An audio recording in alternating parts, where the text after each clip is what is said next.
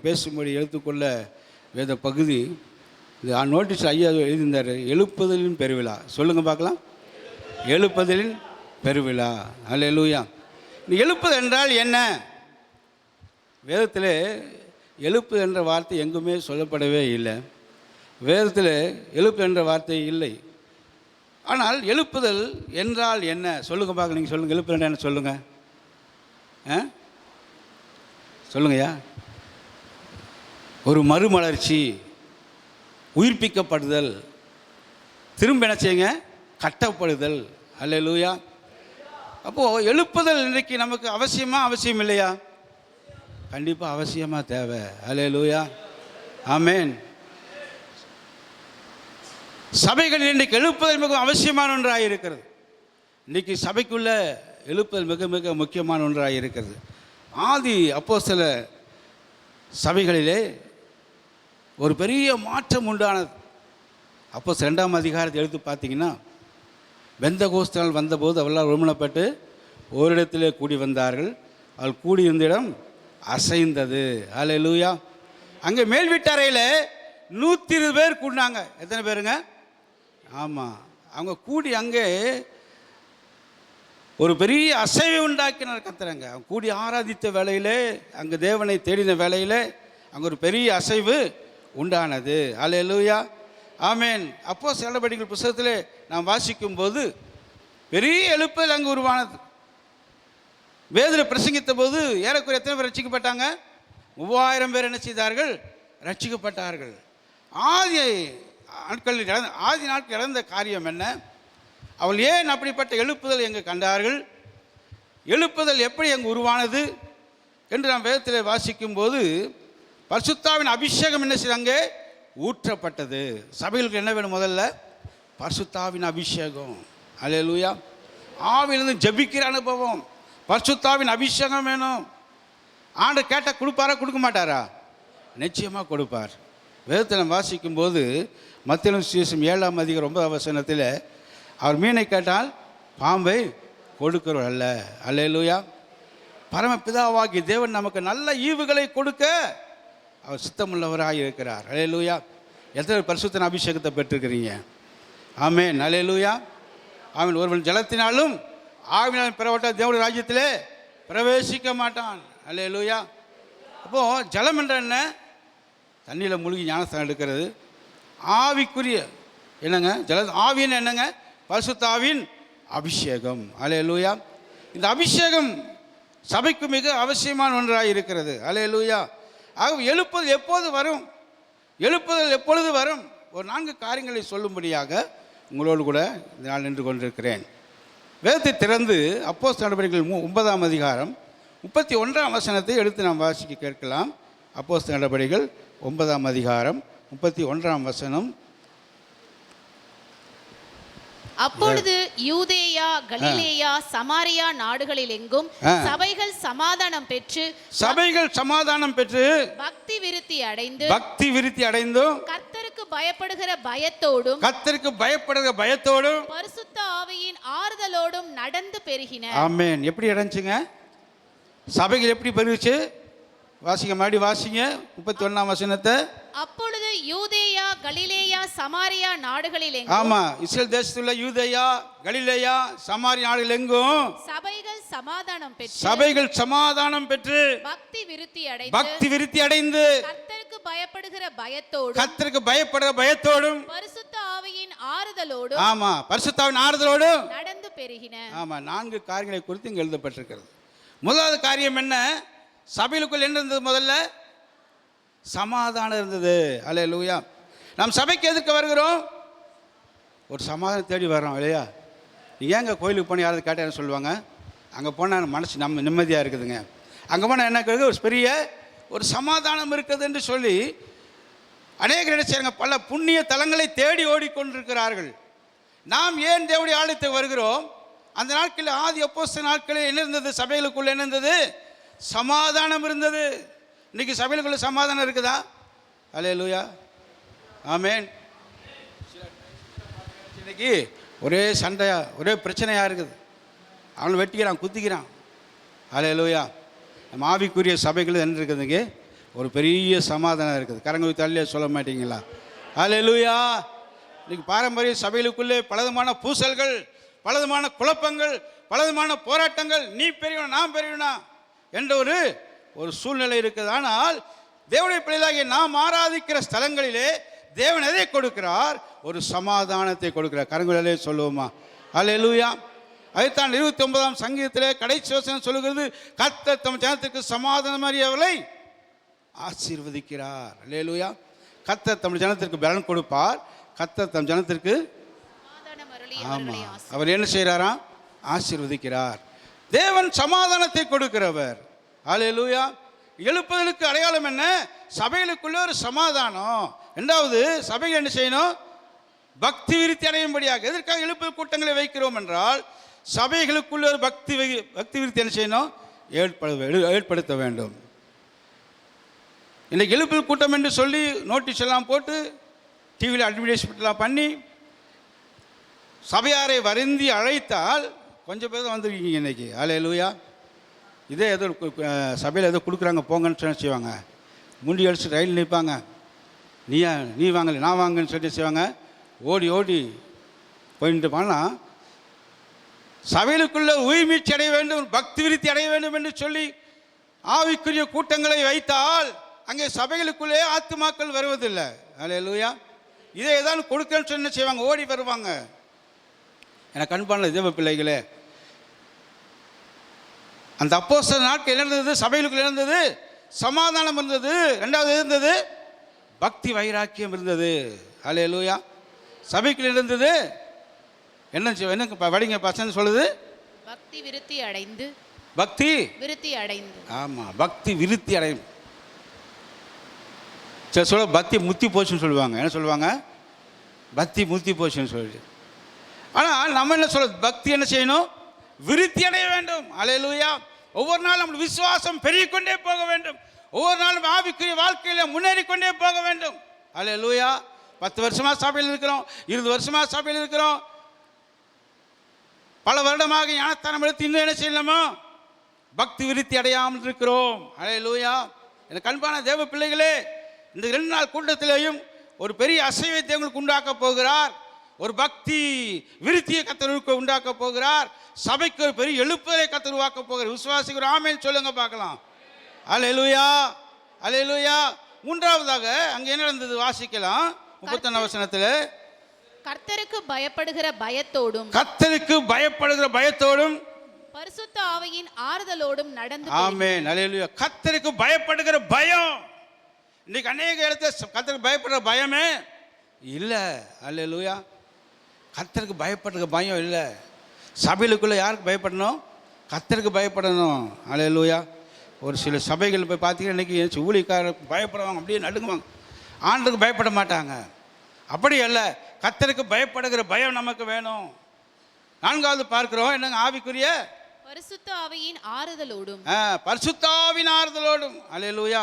எப்படிங்க சொல்லுங்களேன்? பக்கத்தில் கைப்பிடி சொல்லு. என்ன ஆவி? பரிசுத்த ஆவின் ஆவி. அல்லேலூயா. இன்றைக்கி அனைவரும் என்ன ஆவி இருக்குன்னே தெரியல. அல்லேலூயா. என்ன ஆவி நமக்குள்ள இருக்குன்னே தெரியல. பரிசுத்த ஆவியின் அபிஷேகம் ஒரு மனுஷன் என்ன செய்ய உயிர்ப்பிக்கிற ஒன்றாக இருக்கிறது. ஒரு ஆமென் சொல்ல மாட்டீங்களா? அல்லேலூயா. ஆகவே சபைகளுக்குள்ள எழுப்பது உண்டாக வேண்டுமானால் ஆதி திருச்சபையின் அனுபவம் என்ன? 1ஆம் நூற்றாண்டு காலத்தில் அங்கே என்ன செய்ய 4 காரியங்களை பார்த்து என்ன செய்யுங்க. ஆதி திருச்சபையில் எப்படி இருந்தாங்க? அவங்க ஒரு ஜெபிக்கிற சபையாக இருந்தது. அல்லேலூயா. நம்ம சபை எப்படி இருக்கணும்? ஜெபிக்கிற ஒரு சபையாக இருக்கணும். பக்கத்தில் கைப்பிடிச்சு சொல்லுங்க பார்க்கல. நம்மள யாருங்க? ஜெபிக்கிறவர்கள். அல்லேலூயா. சொல்றது கூட கஷ்டமாக இருக்குது உங்களுக்கு. நம்மள யாரு? ஜெபிக்கிறவங்க. அல்லேலூயா. சரி, என்ன நினச்சிக்கிறாங்கன்னு சொன்னால், அதெல்லாம் பெந்தகோஸ்காரங்க தாங்க, நம்மளுக்கெல்லாம் கிடையாதுங்க. அதெல்லாம் நம்மளுக்கெல்லாம் இல்லை. அவங்க தான் என்ன செய்வாங்க? கையில் தட்டிட்டு என்ன செய்வாங்க? என்னமோ பாசிகளை சொல்லி சம்பர பலன்னு சொல்லி என்ன செய்வாங்க? அவங்க ஜெபம் பண்ணிட்டு இருப்பாங்க. அது அவங்களுக்கு தான், அது நமக்கு கிடையாது. அல்லேலூயா. அவங்களுக்கு தான், நமக்கு கிடையாது. அல்லேலூயா. ஆனால் இன்றைக்கி நம்முடைய சபை எப்படிப்பட்ட சபை இருக்கணும்? ஜெபிக்கிற சபையாக இருக்க வேண்டும். அப்பொழுது எழுப்பில் என்ன செய்ய முடியாமோ காண முடியும். அல்லேலூயா. ஆமென். வேதத்தில் நம்ம வாசிக்கும்போது அப்போஸ்தலர் நடபடிகள் என்ன செய்தாங்க? 39ஆம் அதிகாரத்தில் வீடுகள் தோறும் என்ன செய்தாங்க? அவங்க அப்பங்களை விட்டார்கள். அல்லேலூயா. அவள் மாம்ச பலத்தோடு அவள் ஜபிக்கவில்லை. எந்த காரியத்துக்காக ஜெபம் பண்ண, எந்த காரியத்தை எடுத்து செய்வாங்க, ஜெபம் பண்ணி தான் செய்தாங்க. இன்றைக்கி நம்ம ஜெபம் பண்ணுறோமா? அல்லேலூயா. ஜெபம் நமக்குள்ளே இருக்குதா? சற்று இருத்தி கை வைத்து சொல்லி யோசித்து பாருங்க. இருத்தி கையை வச்சு யோசித்து பாருங்க, ஜெபம் நமக்குள் இருக்கிறதா? அல்லேலூயா. ஜெபிக்கிற கிறிஸ்தவன் ஒரு ஜெய கிறிஸ்தவன். அல்லேலூயா. அப்போது எழுப்பது காண வேண்டும். என்ன செய்யணும்? முதல்ல ஜெபம் பண்ண வேண்டும். அல்லேலூயா. அவள் மாம்ச பலத்தோடு ஜெபிக்கவில்லை, பரிசுத்தாவிலிருந்து என்ன செய்தார்கள்? அவர்கள் ஜெபித்தார்கள். ஆமென். அந்த மேல் வீட்டாரில் 120 பேர் கூடி ஜெபிக்கிற போது பரிசுத்தாவின் அபிஷேகம் அங்கே இறங்கினது. ஆவியால் நிரப்பப்பட்டார்கள். பேசல பல பாஷைகளை பேசினார்கள். பற்பல பாஷைகளை பேசினார்கள். பற்பல பாஷை என்று சொல்வது என்ன பாஷை? அது அந்நிய பாஷை. அல்லேலூயா. ஆமென். அந்த பாஷைகளை பேசி அவள் தேவனை ஆராதிக்கிற போது பரலோகத்தின் மகிமை அவள் கண்டார்கள். மற்ற ஜனங்கள்லாம் என்ன பார்க்கும்போது என்னங்க கூடிக்கெல்லாம் கலியல் அல்லவோ, என்ன செய்றவங்க அறியாத ஒரு பாஷையை பேசிக்கொண்டிருக்கிறார்களே. அல்லேலூயா. அப்போது சபைகள் என்ன வேணும்? முதல்ல பரிசுத்தாவின் அபிஷேகம் முதல் இருக்கணும். ஆவி நிரப்பப்பட்ட சபை தான் பரலோகத்துக்கு போகும். ஒரு ஆமென் சொல்ல மாட்டீங்களா? அல்லேலூயா. பரிசுத்தாவின் அபிஷேகத்தை பெற்றுக்கொண்ட விசுவாசி எங்கே போகும்? பரலோக ராஜ்யத்திற்குள்ளே பிரவேசிக்க முடியும். ஒருவன் ஜலத்தினாலும் ஆவியிலே பிறவிட்டால் தேவனுடைய ராஜ்யத்தில் பிரவேசிக்க மாட்டான் என்று மெய்யாகவே நான் உங்களுக்கு சொல்லுகிறேன். யார் சொன்னது? அது பக்கத்து வீட்டுக்கார் சொன்னாரா? ஆண்டவர் சொல்கிறாரு, ஏசப்பா சொல்கிறாரு, ஆவியில் பிறக்கணும். அல்லேலூயா. ஆமென். அல்லேலூயா. அந்த அப்போஸ்தலர் 2ஆம் அதிகாரத்தை எடுத்து வாசிக்கும் போது என்ன செய்ய, மேல் வீட்டார்கள் என்ன செய்தார்கள்? அவர் கூடி ஜெபித்தார்கள். ஜெபம் அங்கே முக்கியத்துவம் கொடுக்கப்படுகிறது. அல்லேலூயா. பேதுருடைய வாழ்க்கையை பார்க்கும்போது பேதுரு சிறைச்சாலை இருக்கிற போது என்ன செய்தார்கள்? அவர்கள் சபையாராய் கூடி என்ன செய்தாங்க? அவர்கள் ஜெபித்தார்கள். அல்லேலூயா. ஒரு சின்ன பிரச்சனை என்ன செய்யணுமோ சபையில் கூடி ஜெபிக்கிறவர்களாய் இருக்க வேண்டும். அல்லேலூயா. ஜெபம் மிக மிக அவசியமான ஒன்றாக இருக்கிறது. அல்லேலூயா. இரண்டாவதாக துதிக்கிற ஒரு சபையாக இருக்க வேண்டும். அல்லேலூயா. ஆமென். எழுப்பு எப்படி வரும்? ஒரு துதிக்கிற சபையில் எழுப்பு உண்டாகும். முதல் சபையில் எழுப்பு உண்டாகணும். அல்லேலூயா. சபை எழுப்பு உண்டாகிறதுக்கு முன்னாடி தனிப்பட்ட மனிதனுடைய வாழ்க்கை எழுப்பு உண்டாக வேண்டும். குடும்பத்தில் எழுப்புதல் உண்டாக வேண்டும். மூன்றாவது என்ன செய்யணும்? சபையில் எழுப்புதல் உண்டாக வேண்டும். நான்காவது சமுதாயத்தில் எழுப்புதல் உண்டாகணும். அல்லேலூயா. அறையில் ஆடாதவன் அம்பலத்தில் என்ன செய்ய மாட்டானா? ஆட மாட்டான். அல்லேலூயா. தேவனுடைய சபையில் வந்து சும்மா உட்காந்துட்டு போகிறக்கான நான் வரல, அது உட்காந்துட்டு அப்படியே எழுந்திரிச்சு போகிறதுக்காக வரல. தேவனுடைய சபை எதுக்காக வருகிறோம்? ஆராதிப்பதற்காக வருகிறோம். அல்லேலூயா. ஒரு ஆமென் சொல்லுங்க பார்க்கலாம். பக்கத்தில் சொல்லுங்க, கை வச்சு, நான் ஆராதிக்க வந்திருக்கிறேன். அல்லேலூயா. எதுக்கு வந்திருக்கிறேன்? ஆராதிப்பதற்காக வந்திருக்கிறேன். ஆமென். சபையில் ஆராதனை என்பது மிக மிக முக்கிய அவசியமான ஒன்றாக இருக்கிறது. என்னை ஆராதிக்கும் எந்த ஸ்தானத்திலும் அங்கே வந்து என்ன செய்வேன்? நான் ஆசீர்வதிப்பேன் என்று கர்த்தர் சொல்லுகிறார். அல்லேலூயா. கர்த்தரை ஆராதிக்கிற தேவன் அதிகமாய் விரும்புகிறவராக இருக்கிறார். தாவீது தேவனை அதிகமாய் ஆராதிக்கிற மனிதனாக இருந்தான். ஆகவே தாவீதை குறித்து கர்த்தர் சொல்கிறார், என் இதயத்துக்கு ஏற்றவன் என்று சொல்லி. அல்லேலூயா. ஆமென். ஆராதிக்கிற ஒரு பிள்ளைகளாக நாம் இருக்க வேண்டும். ஆராதனை செய்கிற ஒரு சபையாய் நாம் இருக்க வேண்டும். அல்லேலூயா. புதிய ஏற்பாட்டில் பார்க்கும்போது அவங்க என்ன செய்தாங்க? அதிகமாக ஆராதித்தார்கள். ஒருமைப்பாட்டிலும் அப்போ என்ன செய்தாங்க? அவங்க நிருபங்களில் வாசிக்கும்போது சங்கீதங்களினாலும் ஒருமைப்பாட்டில் ஒருவருக்கு புத்தி சொல்லி தேவனை ஆராதனை செய்தார்கள். அல்லேலூயா. ஆமென். ஒரு ஆராதிக்கிற ஒரு பிள்ளைகளாக என்ன செய்யணும்? இருக்க வேண்டும். மோசே பார்வோனிடத்தில் போய் பேசுகிற போது எப்படி பேசுகிறாரு? என் ஜனங்களை ஆராதிக்க போக விடு. அதே எது சொல்கிறாருங்க? ஜனங்களை ஆராதிக்கிறதுக்கு போக விடு என்று பார்வோனிடத்தில் பேசுகிறார். பார்வோனுடைய இருதயம் கடினப்பட்டது. 10 விதமான வாதைகளை கர்த்தர் அனுப்பினார். பின்னாடி என்ன செய்கிறாருங்க? பார்வோன் ஜனங்களை அனுப்பி விடுகிறான். எனக்கு அன்பான தேவ பிள்ளைகளே, இன்றைக்கு நீங்கள் ஆராதிக்கிற பிள்ளைகளாக இருப்பீங்கன்னு சொன்னால் சத்துருவை நாம் ஜெயிக்க முடியும். ஒரு எழுப்புதலை காண முடியும். அப்படியே சபைகள் இப்படிப்பட்ட உயிர்மீட்சி கூட்டங்கள், எழுப்புதல் கூட்டங்களை வைக்கிற போது, சபைகள் உட்கார்ந்து கர்த்தரை ஆராதிக்கும் போது, துதிக்கும் போது ஒரு பெரிய எழுப்புதலை இந்த பாண்டிச்சேரி பட்டணத்தை முழுவதும் பார்க்க முடியும். விசுவாசிகள் ஆமென் சொல்லுங்க பார்க்கலாம். அல்லேலூயா. என்னை கொண்டு தான் பாண்டிச்சேரி அசைக்க போகிறார். சொல்லுங்க, கையை பிடிச்சி சொல்லுங்க, நெஞ்ச கை சொல்லுங்க, என்னை கொண்டு தான் பாண்டிச்சேரியை அசைக்க போறாரு. அல்லேலூயா. ஆமென். எதற்காக பாண்டிச்சேரி உங்களை வச்சிருக்கிறாருன்னா, உங்களை கொண்டு தான் பாண்டிச்சேரி என்ன செய்ய போறாரு? ஆமாம், எழுப்புதல் உண்டாக்க போகிறார். அல்லேலூயா. உங்களை கொண்டு தான் பாண்டிச்சேரியில் பெரிய எழுப்பதை கர்த்தர் உருவாக்கி வைத்திருக்கிறார். உங்களை கொண்டுதான், இந்த ட்ரினிட்டி சபையை கொண்டுதான் கர்த்தர் பெரிய எழுப்பதை வைத்திருக்கிறார். ஒரு ஆமென் சொல்வோம், சத்தத்தையே தலையிலே சொல்வோம். அல்லேலூயா, அல்லேலூயா, ஆமென். ஜெபிக்கிற சபையா இருக்கணும், ஆராதிக்கிற சபையா இருக்க வேண்டும்.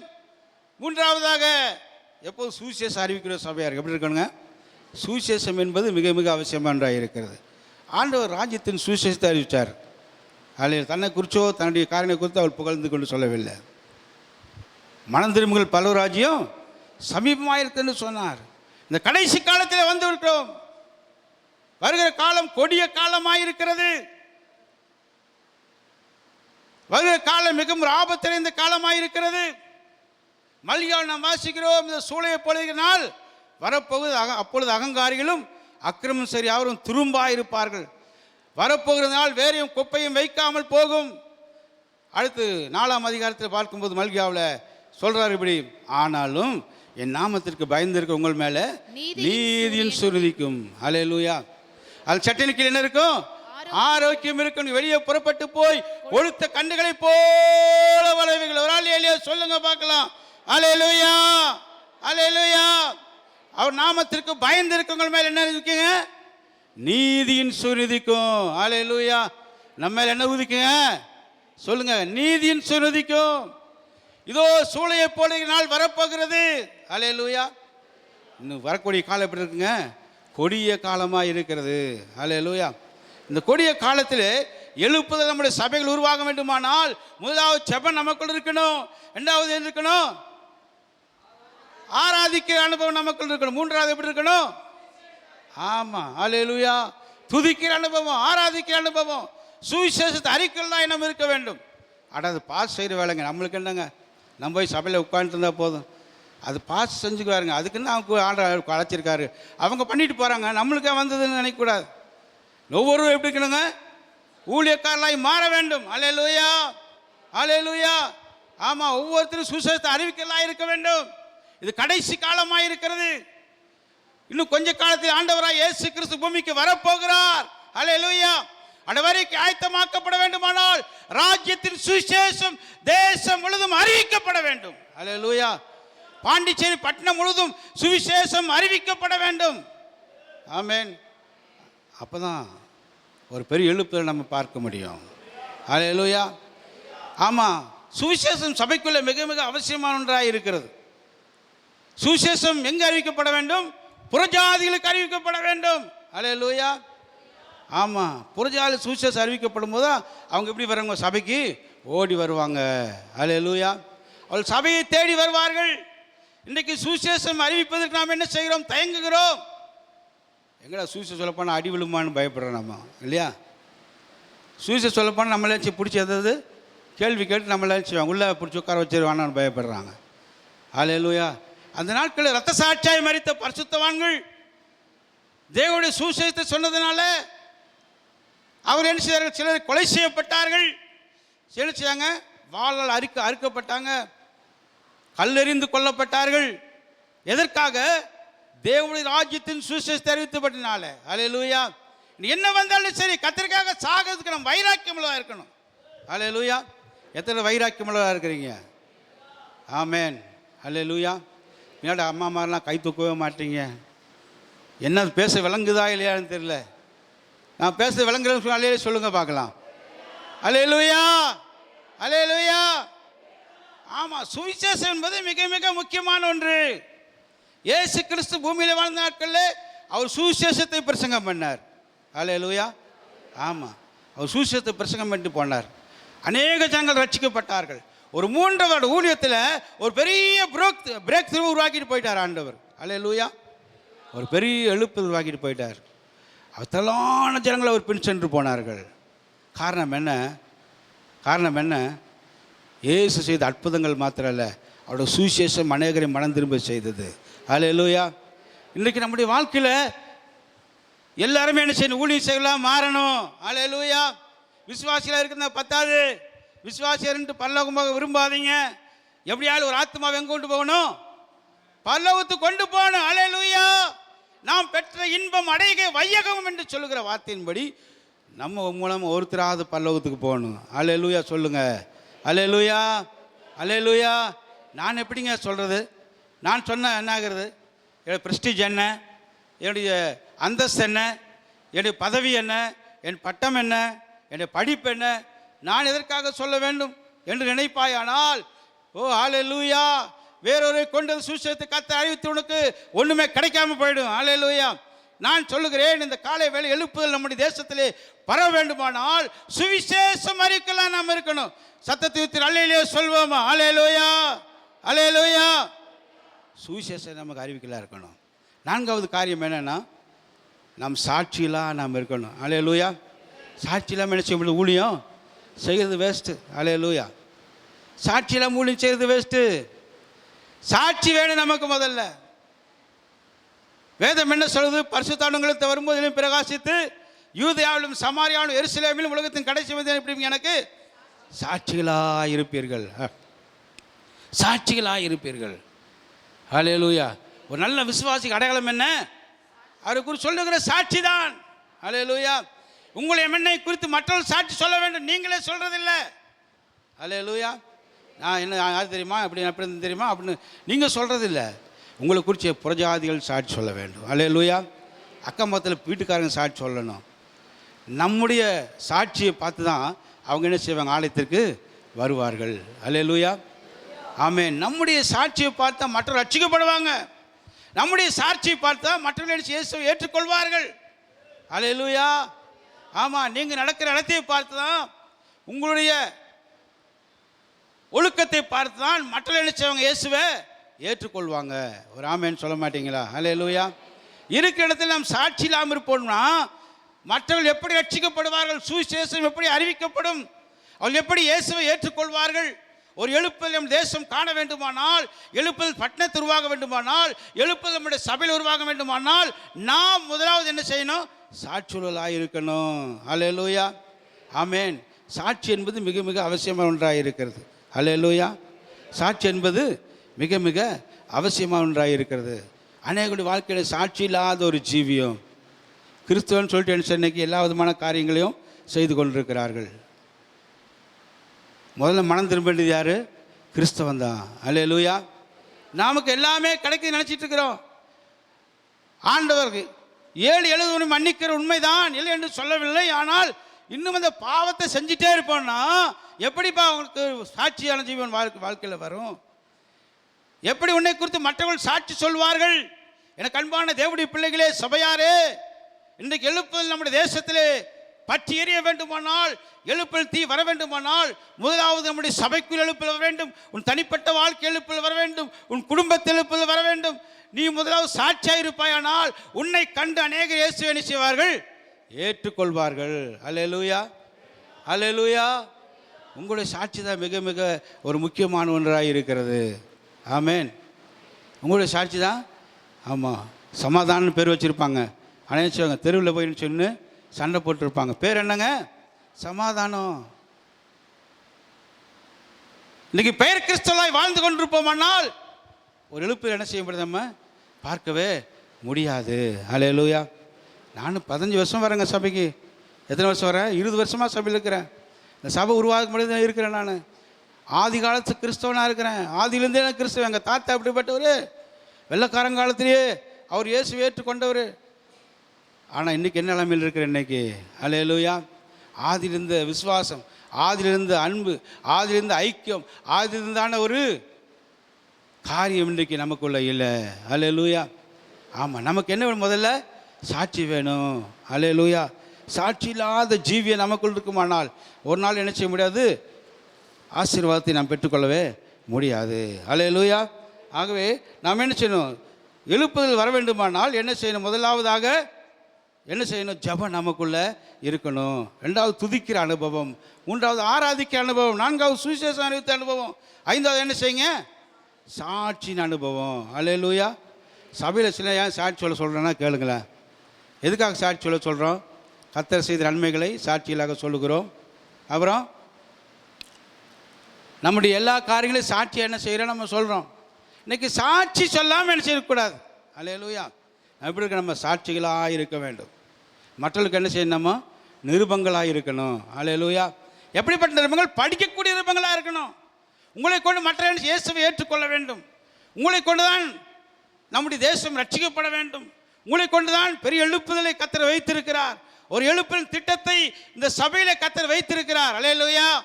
ஆகவே தான் இப்படிப்பட்ட எழுப்புதல் பெருவிழாவை இதனால் நடத்தும்படியாக அருமையான தகப்பனார் அவர்களுக்கு கர்த்தர் கொடுத்த இந்த கிருபைக்காக ஆண்டவரை ஸ்தோத்திரிக்கிறேன். அல்லேலூயா, அல்லேலூயா. எழுப்புதல் நமக்கு வேணும் வேண்டாமா? எழுப்புதல் மிக மிக அவசியமான ஒன்றாக இருக்கிறது. அல்லேலூயா. வேதத்தில் அப்போஸ்தலர் 2ஆம் அதிகாரம் 41ஆம் வசனத்தை எடுத்து வாசிப்போமானால், இதுமேல் 41 வாசிங்க. அவனுடைய வார்த்தையை சந்தோஷமாய் ஏற்றுக்கொண்டவர்கள் ஞானஸ்நானம் பெற்றார்கள். அன்றைய தினம் ஏறக்குறைய 3000 பேர் சேர்த்து கொள்ளப்பட்டார்கள். ஆமென், அல்லேலூயா. அவனுடைய வார்த்தையை கேட்டு என்ன செய்தாங்க? ஜனங்க என்ன செய்தார்கள்?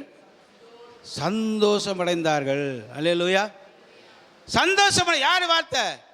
பேதுருடைய வார்த்தையை கேட்டபோது, அவன் பிரசங்கித்த போது ஜனங்க என்ன செய்தார்கள்? சந்தோஷமடைந்தார்கள். இந்த பேதுரு யாருங்க? ஒரு நாள் ஆண்டவரையே மறுதளிச்சவன் இல்லையா? ஆண்டவர் என்ன செய்தான்? அவன் மறுதளித்தான். சேவல் கூ 3 வேளை என்ன செய்வ? என்னை மறுதளிப்பா என்று சொன்னான். அதே போல் என்ன செய்ய? ஆண்டவரை மறுதளிச்சிட்டான். மறுதளிச்சவனே என்ன செய்தான்? அவன் ஆண்டவரை சிலுவையில் அறைந்து அவர் மூலம் உயிரோடு இருந்து என்ன செய்ய? இனிமேல் நமக்கு யாருமே நமக்கு உதவி செய்ய ஆள் இல்லைடா. அவருக்குமே நல்ல சாப்பாடு கிடச்சிது, அவருக்குமே நல்ல என்ன செய்யுங்க வரவேற்பு இருந்தது. இப்போ சால்வு போட்டாங்க பார்த்தீங்க. அதே மாதிரி இயேசு கூட போகும்போது அவங்களுக்கு என்ன இருந்தது? எல்லாம் மரியாதையும் இருந்தது, மதிப்பெல்லாம் இருந்துச்சு. ஆனால் இனிமேல் நமக்கு என்ன இல்லை? ஒரு வழியுமே கிடையாது. தோளில் துண்டை தூக்கி போட்டு போன மாதிரி வளையத்துக்கு தோளில் போட்டு என்ன செய்கிறார்? அவர் மீன் பிடிக்க போயிட்டாரு. அல்லேலூயா, ஆமென். ஆண்டவனை பார்த்தாரு, நீ என்ன செய்ய? மீன் பிடிக்கிறவனா அல்ல, உன்னை என்ன செய்வேன்? மனுஷரை பிடிக்கிறவளா ஆக்குவேன். என்ன சொன்னார்? மனுஷரை பிடிக்கிறவளா ஆக்குவேன். நம்மளை ஆண்டு எதுக்கு வச்சிருக்கிறாரு? மனுஷனை பிடிக்கிறதுக்காக தான். அல்லேலூயா. ஒரு ஆத்மாவது ஒரு வாரத்தில் ஒரு ஆத்மாவை கொண்டு வரணும். இங்கே ஒரு விசுவாசியாவது என்ன செய்ய? ஒரு ஆத்மாவை கொண்டு வரணும். அல்லேலூயா. அதான் எழுப்பதை பார்க்க முடியும். நாம பேதுரு அவன் மறுதளித்தவன் தான், ஆண்டவனை பின்வாங்கி ஓடினவன் தான். ஆனால் ஆண்டவன் விடாமல் பிடிச்சி இழுத்துட்டார் அவனை. அல்லேலூயா. இன்னைக்கு அநேகர் பின்மாற்றத்தில் போனால் ஆண்டவர் விட மாட்டார். என்ன செய்வார்? சபை கூட்டு வந்து சேர்த்துருவார். அல்லேலூயா. சபை கூட்டு வந்து சேர்த்துருவார்.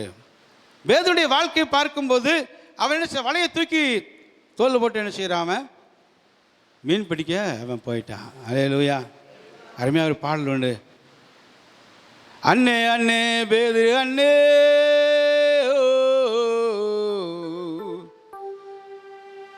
ஓ வலையத்தான் தூக்கிக்கிட்டு மீன் பிடிக்க போகிற அண்ணே, போகிற இடம் சொல்லி போங்கண்ணே, நாங்கள் உங்களை நம்பி ஏமாந்தோம் அண்ணே. என்ன செய்தார்? வலையத்தான் தூக்கிக்கிட்டு மீன் பிடிக்க போகிற அண்ணே, உங்களை நம்பி ஏமாந்தோண்ணே. அவனை பின்பற்றி அநேகர் போனாங்க. ஆனால் இயேசு என்ன பண்ணார்? உன்னை என்ன செய்ய மாட்டேன்? வலையை மீன் பிடிக்கிறவனாய் அல்ல, மனுஷரை பிடிக்கிறவளாய் மாற்றுவேன். அல்லேலூயா. பாருங்க, பேதுரு அவருடைய வார்த்தையை பிரசங்கிக்கிற போது ஜனங்க அநேகர் என்ன செய்தார்கள்? சந்தோஷப்பட்டார்கள். கரங்க தள்ளியே சொல்லுங்க பார்க்கலாம். அல்லேலூயா. இந்த பிரசங்கத்துக்காக எத்தனை பேர் சந்தோஷமாக இருக்கிறீங்க? அல்லேலூயா. போது எப்போயா முடிப்பேன்? நீ நேரத்தில் முடிச்சு நான் வீட்டில் போயிட்டேன்னு சொல்லாங்க, சமைச்சு சாப்பிடுவோமே. இன்றைக்கி நல்ல நாள். என்ன நாள்? நல்ல நாள். என்ன நாள்? காந்தி ஜெயந்தி இல்லையா? நாட்டுக்கு சுதந்திரத்தை பெற்று தந்த மகாத்மா காந்தி அவளுடைய பிறந்த நாள். இந்த நாளையாவது நல்ல சாப்பாடு சாப்பிட நினைக்கிறோம். இவர் கூட்டது சரிங்க, எதையோ பேசிட்டு இருக்கிறாரு அப்படின்னு நினைக்கக்கூடாது. அந்த வார்த்தையை கேட்டபோது ஜனங்கள் எப்படி இருந்தாங்க? சந்தோஷப்பட்டார்கள். அல்லேலூயா. வேறு எந்த வார்த்தையை பேசியிருப்பாங்க? கர்த்தருடைய உயிர் தெழுதலை கத்தி பேசினா. அல்லேலூயா. இயேசுவை பற்றி பேசினா. அந்த வார்த்தைகளை கேட்டபோது ஜனங்களுக்குள்ளே ஒரு சந்தோஷம் உண்டானது. தேவனுடைய வார்த்தையை கேட்டபோது அவர்களுக்கு ஒரு சந்தோஷம் உண்டாகி அந்த நாளிலே ஏறக்குறைய எத்தனை பேர் ரட்சிக்கப்பட்டாங்க? 3000 பேர். அல்லேலூயா. 44ஆம் வசனத்தை வாசிங்க. விசுவாசிகள் எல்லோரும் ஒருமித்திருந்து சகலத்தையும் பொதுவாய் வைத்து அனுபவித்தார்கள். ஆமென், அல்லேலூயா. முதலாவதாக எழுப்புதல் ஏன் அவசியம் என்றால், ஜனங்கள் எண்ணிக்கை சபைகள் அதிகமாக என்ன செய்யணும், பெருகன்னா கண்டிப்பாக என்ன வேணும், எழுப்புதல் வேண்டும். சொல்லுங்க பார்க்கலாம். ஜனங்களுடைய எண்ணிக்கை அதிகமாய் பெருக வேண்டுமானால் என்ன செய்யணும், நமக்கு எழுப்புதல் அவசியமான ஒன்றாக இருக்கிறது. அல்லேலூயா, ஆமென். எழுப்புதல் இல்லாமல் ஜனங்கள் சபைக்கு என்ன செய்ய மாட்டார்கள், வரமாட்டார்கள். எனக்கு தெரிந்த அந்த நாட்கள்லாம் என்னுடைய தகப்பனார் ஊழி செஞ்சுருந்தார், மறிச்சிட்டார். அவர் ஊழி செய்த நாட்களில் 2 மாதத்துக்கு 3 மாதத்துக்கு கூட எழுப்புதல் கூட்டங்களை வைப்பார். வால்பாறையில் ஐயாவுக்கு தெரியும், இந்த காலடி பந்தடி மைதானம் இருக்குது, ரொட்டி கடையில் அங்கே ஒரு கிரவுண்ட் இருக்குது. அந்த கிரவுண்டில் எப்பொழுதுமே கூட்டம் நடந்து கொண்டே இருக்கும். வால்பாறையில் நினச்சாங்க, அங்கே உயிர் மீட்சி கூட எழுப்புதல் பெருவிழாக்களை வைப்பார்கள். என்னுடைய தகப்பனாரும் பல இடங்களில் எழுப்புதல் கூட்டங்களை நடத்துவார். ஆவிக்குரிய எழுப்புதல் கூட்டம் என்று என்ன செய்வாங்க, தலைப்பை போட்டு கூட்டங்களை நடத்தி அநேக மக்களை ஆண்டவருக்குள்ளே வழி நடத்துவார்கள். அப்பொழுது பார்த்தா சபைகளுக்குள்ளே அநேக ஆத்துமாக்கள் பெருகினார்கள். ஒரு சபைக்குள்ளே என்ன இருக்கணும், முதல்ல என்ன இருக்கணும், எழுப்புதல் இருக்க வேண்டும்.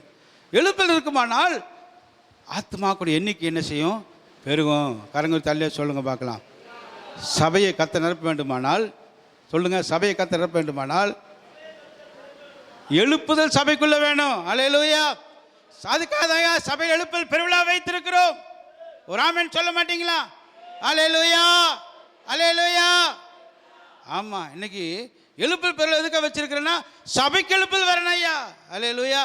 சபையில் நீங்கள் உயிர் மீட்சி அடைய வேண்டும், சபையில் ஒரு எழுப்புதலை உண்டாக்க வேண்டும். வந்திருக்க நீங்கள் அனலாய் அல்ல குளிராய் அல்ல, அனல் மேலே குளிரும் இல்லாமல் இருந்தீங்கன்னா ஆண்டு என்ன செய்வார், வாந்தி பண்ணி போடுவார். அல்லேலூயா. ஒரு ஆவிக்குரிய அனுபவத்துக்குள்ளே நீங்கள் முன்னேற வேண்டும். ஆவிக்குரிய வாழ்க்கையிலே படிப்படியாய் முன்னேறி செல்ல வேண்டும். எழுப்புதலை நம்முடைய பட்டணம் காண வேண்டும், எழுப்புதலும் தேசம் காண வேண்டும் என்றால், எனக்கு அன்பான தேவ பிள்ளைகளே, சபைகளில் எண்ணிக்கை பெருக வேண்டுமானா என்ன செய்யணும், சபையில் ஒரு எழுப்புதல் எழுப்புதல் கூட்டங்கள் இருக்கணும். எழுப்புதல் அவசியம். அல்லேலூயா. இப்போ பாருங்க, எழுப்புதல் வந்த உடனே 3000 பேர் ரட்சிக்கப்பட்ட உடனே விசுவாசி என்ன செய்கிறார்கள், 44ஆம் அதிகாரத்துக்கு வசனத்துக்கு வரும்போது அவர்களே தங்களுடைய பொருள்களை என்ன செய்தார்கள், பொதுவாக வைத்து அனுபவித்தார்கள். அல்லேலூயா. அப்புறம் இன்னும் 46ஆம் வசனத்தை வாசித்தீங்கன்னா அங்கே என்ன நடக்குது, அவர்கள் ஒருமனப்பட்டவர்களாய் தேவாலயத்திலே அனுதினமும் தரித்திருந்து வீடுகள் தோறும் அப்பம் பிட்டு மகிழ்ச்சியோடும் கபடமில்லாத இருதயத்தோடும்